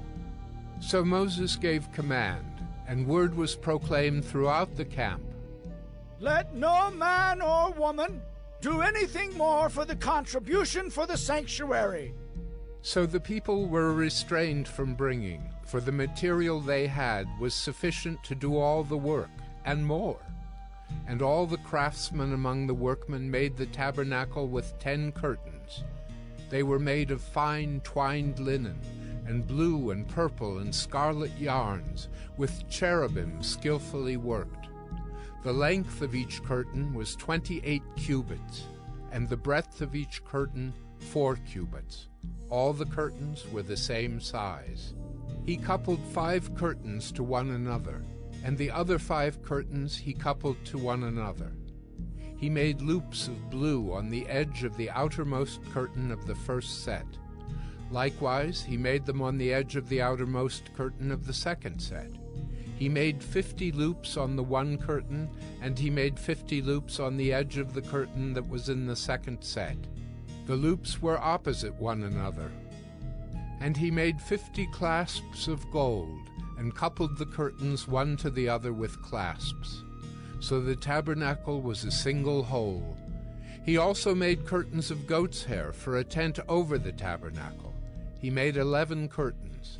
The length of each curtain was 30 cubits, and the breadth of each curtain 4 cubits. The 11 curtains were the same size. He coupled 5 curtains by themselves, and 6 curtains by themselves. And he made 50 loops on the edge of the outermost curtain of the one set, and 50 loops on the edge of the other connecting curtain. And he made 50 clasps of bronze to couple the tent together, that it might be a single whole. And he made for the tent a covering of tanned ram's skins and goat skins. Then he made the upright frames for the tabernacle of acacia wood. 10 cubits was the length of a frame, and 1.5 cubits the breadth of each frame. Each frame had 2 tenons for fitting together. He did this for all the frames of the tabernacle. The frames for the tabernacle he made thus: 20 frames for the south side, and he made 40 bases of silver under the 20 frames, 2 bases under one frame for its 2 tenons, and 2 bases under the next frame for its 2 tenons. For the second side of the tabernacle, on the north side, he made 20 frames and their 40 bases of silver, 2 bases under one frame, and 2 bases under the next frame. For the rear of the tabernacle westward, he made 6 frames. He made 2 frames for corners of the tabernacle in the rear. And they were separate beneath, but joined at the top, at the first ring. He made 2 of them this way for the 2 corners. There were 8 frames with their bases of silver, 16 bases under every frame, 2 bases. He made bars of acacia wood, 5 for the frames of the one side of the tabernacle, and 5 bars for the frames of the other side of the tabernacle, and 5 bars for the frames of the tabernacle at the rear westward. And he made the middle bar to run from end to end, halfway up the frames. And he overlaid the frames with gold, and made their rings of gold for holders for the bars, and overlaid the bars with gold. He made the veil of blue and purple and scarlet yarns and fine twined linen. With cherubim skillfully worked into it he made it. And for it he made 4 pillars of acacia, and overlaid them with gold. Their hooks were of gold, and he cast for them 4 bases of silver.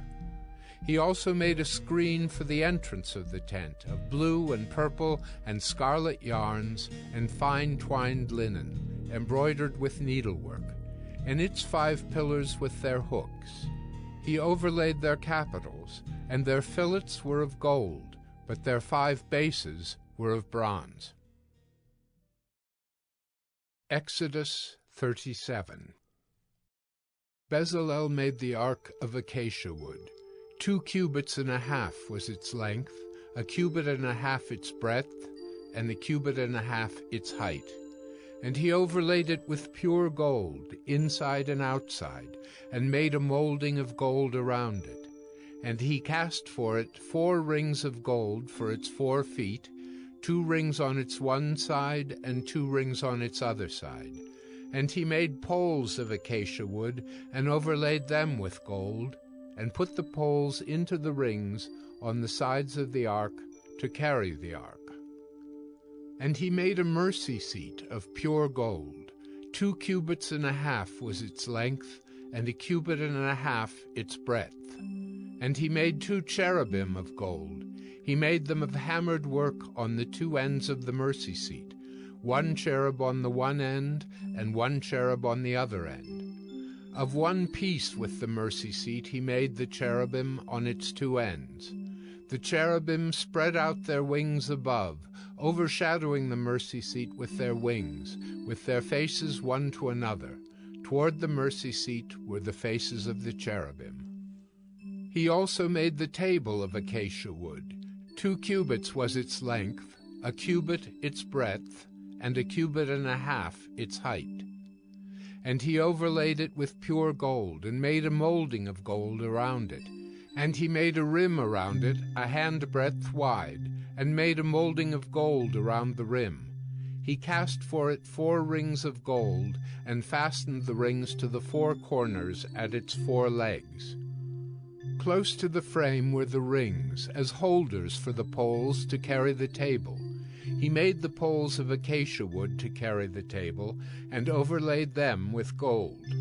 And he made the vessels of pure gold that were to be on the table, its plates and dishes for incense, and its bowls and flagons with which to pour drink offerings. He also made the lampstand of pure gold. He made the lampstand of hammered work, its base, its stem, its cups, its calyxes, and its flowers were of one piece with it. And there were 6 branches going out of its sides, 3 branches of the lampstand out of one side of it, and 3 branches of the lampstand out of the other side of it. 3 cups made like almond blossoms, each with calyx and flower on one branch, and 3 cups made like almond blossoms, each with calyx and flower on the other branch, so for the 6 branches going out of the lampstand. And on the lampstand itself were 4 cups made like almond blossoms, with their calyxes and flowers, and a calyx of one piece with it under each pair of the 6 branches going out of it. Their calyxes and their branches were of one piece with it. The whole of it was a single piece of hammered work of pure gold. And he made it 7 lamps, and its tongs, and its trays of pure gold. He made it and all its utensils out of a talent of pure gold. He made the altar of incense of acacia wood. Its length was 1 cubit, and its breadth was 1 cubit. It was square, and 2 cubits was its height. Its horns were of one piece with it. He overlaid it with pure gold, its top and around its sides, and its horns. And he made a molding of gold around it, and made 2 rings of gold on it under its molding, on 2 opposite sides of it, as holders for the poles with which to carry it. And he made the poles of acacia wood, and overlaid them with gold. He made the holy anointing oil also, and the pure fragrant incense, blended as by the perfumer. Exodus 38. He made the altar of burnt offering of acacia wood. 5 cubits was its length, and 5 cubits its breadth. It was square, and 3 cubits was its height. He made horns for it on its 4 corners. Its horns were of one piece with it, and he overlaid it with bronze. And he made all the utensils of the altar, the pots, the shovels, the basins, the forks, and the fire pans. He made all its utensils of bronze. And he made for the altar a grating, a network of bronze under its ledge, extending halfway down. He cast 4 rings on the 4 corners of the bronze grating as holders for the poles. He made the poles of acacia wood, and overlaid them with bronze. And he put the poles through the rings on the sides of the altar to carry it with them. He made it hollow with boards. He made the basin of bronze and its stand of bronze from the mirrors of the ministering women who ministered in the entrance of the tent of meeting. And he made the court. For the south side the hangings of the court were of fine twined linen, 100 cubits.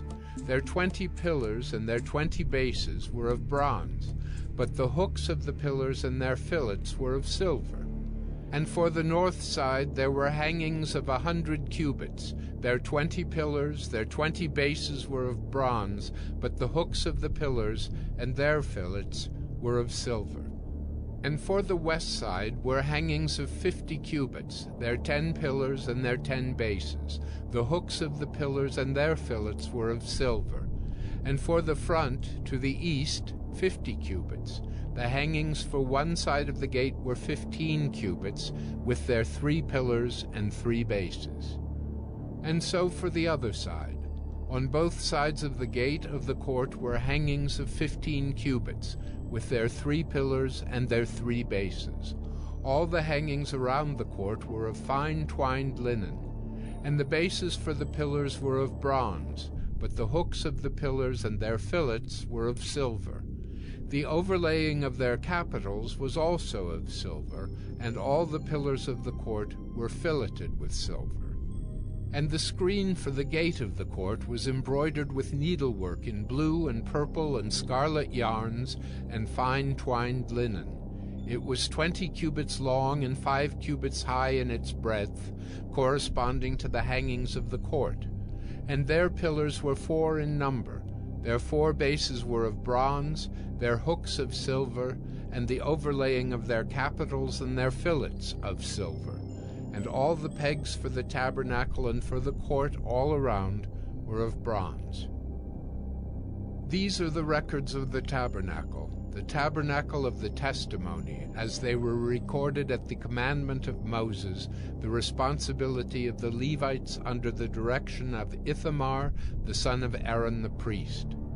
Bezalel, the son of Uri, son of Hur, of the tribe of Judah, made all that the Lord commanded Moses. And with him was Oholiab, the son of Ahisamach, of the tribe of Dan, an engraver and designer and embroiderer in blue and purple and scarlet yarns and fine twined linen. All the gold that was used for the work in all the construction of the sanctuary, the gold from the offering, was 29 talents and 730 shekels by the shekel of the sanctuary. The silver from those of the congregation who were recorded was 100 talents and 1,775 shekels by the shekel of the sanctuary. A beka a head, that is, half a shekel by the shekel of the sanctuary, for everyone who was listed in the records from 20 years old and upward, for 603,550 men. The 100 talents of silver were for casting the bases of the sanctuary and the bases of the veil. 100 bases for the 100 talents, a talent a base. And of the 1,775 shekels he made hooks for the pillars, and overlaid their capitals, and made fillets for them. The bronze that was offered was 70 talents and 2,400 shekels. With it he made the bases for the entrance of the tent of meeting, the bronze altar, and the bronze grating for it, and all the utensils of the altar, the bases around the court, and the bases of the gate of the court, all the pegs of the tabernacle, and all the pegs around the court. Exodus 39. From the blue and purple and scarlet yarns they made finely woven garments for ministering in the holy place. They made the holy garments for Aaron, as the Lord had commanded Moses. He made the ephod of gold, blue and purple and scarlet yarns, and fine twined linen. And they hammered out gold leaf, and he cut it into threads, to work into the blue and purple and the scarlet yarns, and into the fine twined linen in skilled design. They made for the ephod attaching shoulder pieces, joined to it at its two edges, and the skillfully woven band on it was of one piece with it, and made like it, of gold, blue and purple and scarlet yarns, and fine twined linen, as the Lord had commanded Moses. They made the onyx stones, enclosed in settings of gold filigree, and engraved like the engravings of a signet, according to the names of the sons of Israel. And he set them on the shoulder pieces of the ephod, to be stones of remembrance for the sons of Israel, as the Lord had commanded Moses. He made the breastpiece, in skilled work, in the style of the ephod, of gold, blue and purple and scarlet yarns, and fine twined linen. It was square. They made the breastpiece doubled, a span its length, and a span its breadth, when doubled. And they set in it 4 rows of stones. A row of sardius, topaz, and carbuncle was the first row, and the second row an emerald, a sapphire, and a diamond. And the third row a jacinth, an agate, and an amethyst, and the fourth row a beryl, an onyx, and a jasper. They were enclosed in settings of gold filigree. There were 12 stones with their names, according to the names of the sons of Israel. They were like signets, each engraved with its name, for the 12 tribes. And they made on the breastpiece twisted chains like cords of pure gold. And they made 2 settings of gold filigree and 2 gold rings, and put the 2 rings on the 2 edges of the breastpiece. And they put the 2 cords of gold in the 2 rings at the edges of the breastpiece. They attached the 2 ends of the 2 cords to the 2 settings of filigree. Thus they attached it in front to the shoulder pieces of the ephod. Then they made 2 rings of gold, and put them at the 2 ends of the breastpiece, on its inside edge, next to the ephod. And they made 2 rings of gold, and attached them in front to the lower part of the 2 shoulder pieces of the ephod, at its seam, above the skillfully woven band of the ephod. And they bound the breastpiece by its rings to the rings of the ephod with a lace of blue, so that it should lie on the skillfully woven band of the ephod, and that the breastpiece should not come loose from the ephod, as the Lord had commanded Moses. He also made the robe of the ephod woven all of blue, and the opening of the robe in it was like the opening in a garment, with a binding around the opening so that it might not tear. On the hem of the robe they made pomegranates of blue and purple and scarlet yarns and fine twined linen.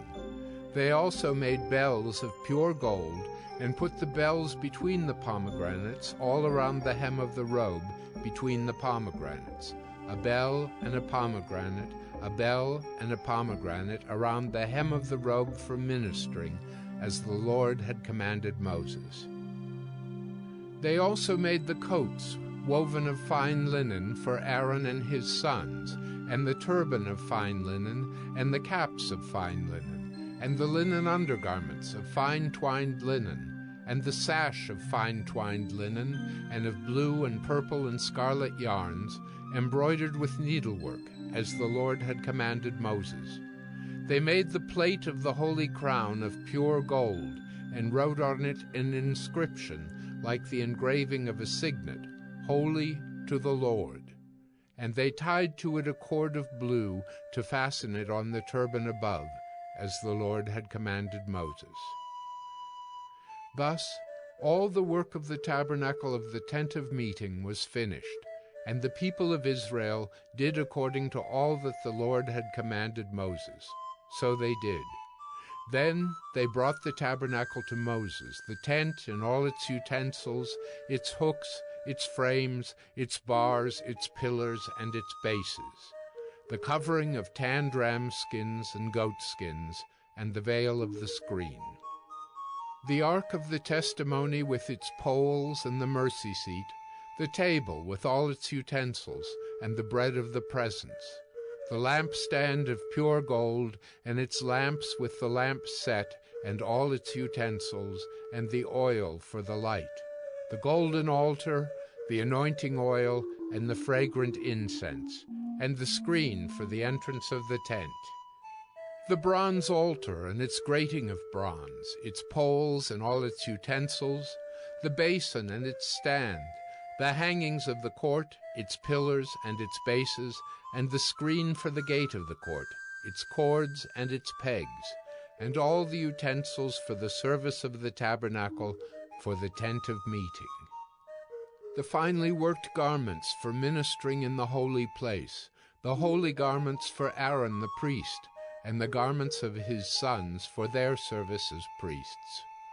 According to all that the Lord had commanded Moses, so the people of Israel had done all the work. And Moses saw all the work, and behold, they had done it. As the Lord had commanded, so had they done it. Then Moses blessed them. Exodus 40. The Lord spoke to Moses, saying, On the first day of the first month you shall erect the tabernacle of the tent of meeting, and you shall put in it the ark of the testimony, and you shall screen the ark with the veil. And you shall bring in the table and arrange it, and you shall bring in the lampstand and set up its lamps. And you shall put the golden altar for incense before the ark of the testimony, and set up the screen for the door of the tabernacle. You shall set the altar of burnt offering before the door of the tabernacle of the tent of meeting, and place the basin between the tent of meeting and the altar, and put water in it. And you shall set up the court all around, and hang up the screen for the gate of the court. Then you shall take the anointing oil and anoint the tabernacle and all that is in it, and consecrate it in all its furniture, so that it may become holy. You shall also anoint the altar of burnt offering and all its utensils, and consecrate the altar, so that the altar may become most holy. You shall also anoint the basin and its stand, and consecrate it. Then you shall bring Aaron and his sons to the entrance of the tent of meeting, and shall wash them with water, and put on Aaron the holy garments. And you shall anoint him and consecrate him, that he may serve me as priest. You shall bring his sons also, and put coats on them, and anoint them as you anointed their father, that they may serve me as priests. And their anointing shall admit them to a perpetual priesthood throughout their generations. This Moses did. According to all that the Lord commanded him, so he did. In the first month, in the second year, on the first day of the month, the tabernacle was erected. Moses erected the tabernacle. He laid its bases, and set up its frames, and put in its poles, and raised up its pillars. And he spread the tent over the tabernacle, and put the covering of the tent over it, as the Lord had commanded Moses. He took the testimony, and put it into the ark, and put the poles on the ark, and set the mercy seat above on the ark. And he brought the ark into the tabernacle, and set up the veil of the screen, and screened the ark of the testimony, as the Lord had commanded Moses. He put the table in the tent of meeting, on the north side of the tabernacle, outside the veil, and arranged the bread on it before the Lord, as the Lord had commanded Moses. He put the lampstand in the tent of meeting, opposite the table, on the south side of the tabernacle, and set up the lamps before the Lord, as the Lord had commanded Moses. He put the golden altar in the tent of meeting before the veil, and burned fragrant incense on it, as the Lord had commanded Moses. He put in place the screen for the door of the tabernacle, and he set the altar of burnt offering at the entrance of the tabernacle of the tent of meeting, and offered on it the burnt offering and the grain offering, as the Lord had commanded Moses. He set the basin between the tent of meeting and the altar, and put water in it for washing, with which Moses and Aaron and his sons washed their hands and their feet. When they went into the tent of meeting, and when they approached the altar, they washed, as the Lord commanded Moses. And he erected the court around the tabernacle and the altar, and set up the screen of the gate of the court. So Moses finished the work. Then the cloud covered the tent of meeting, and the glory of the Lord filled the tabernacle. And Moses was not able to enter the tent of meeting because the cloud settled on it, and the glory of the Lord filled the tabernacle. Throughout all their journeys, whenever the cloud was taken up from over the tabernacle, the people of Israel would set out. But if the cloud was not taken up, then they did not set out till the day that it was taken up. For the cloud of the Lord was on the tabernacle by day, and fire was in it by night, in the sight of all the house of Israel throughout all their journeys.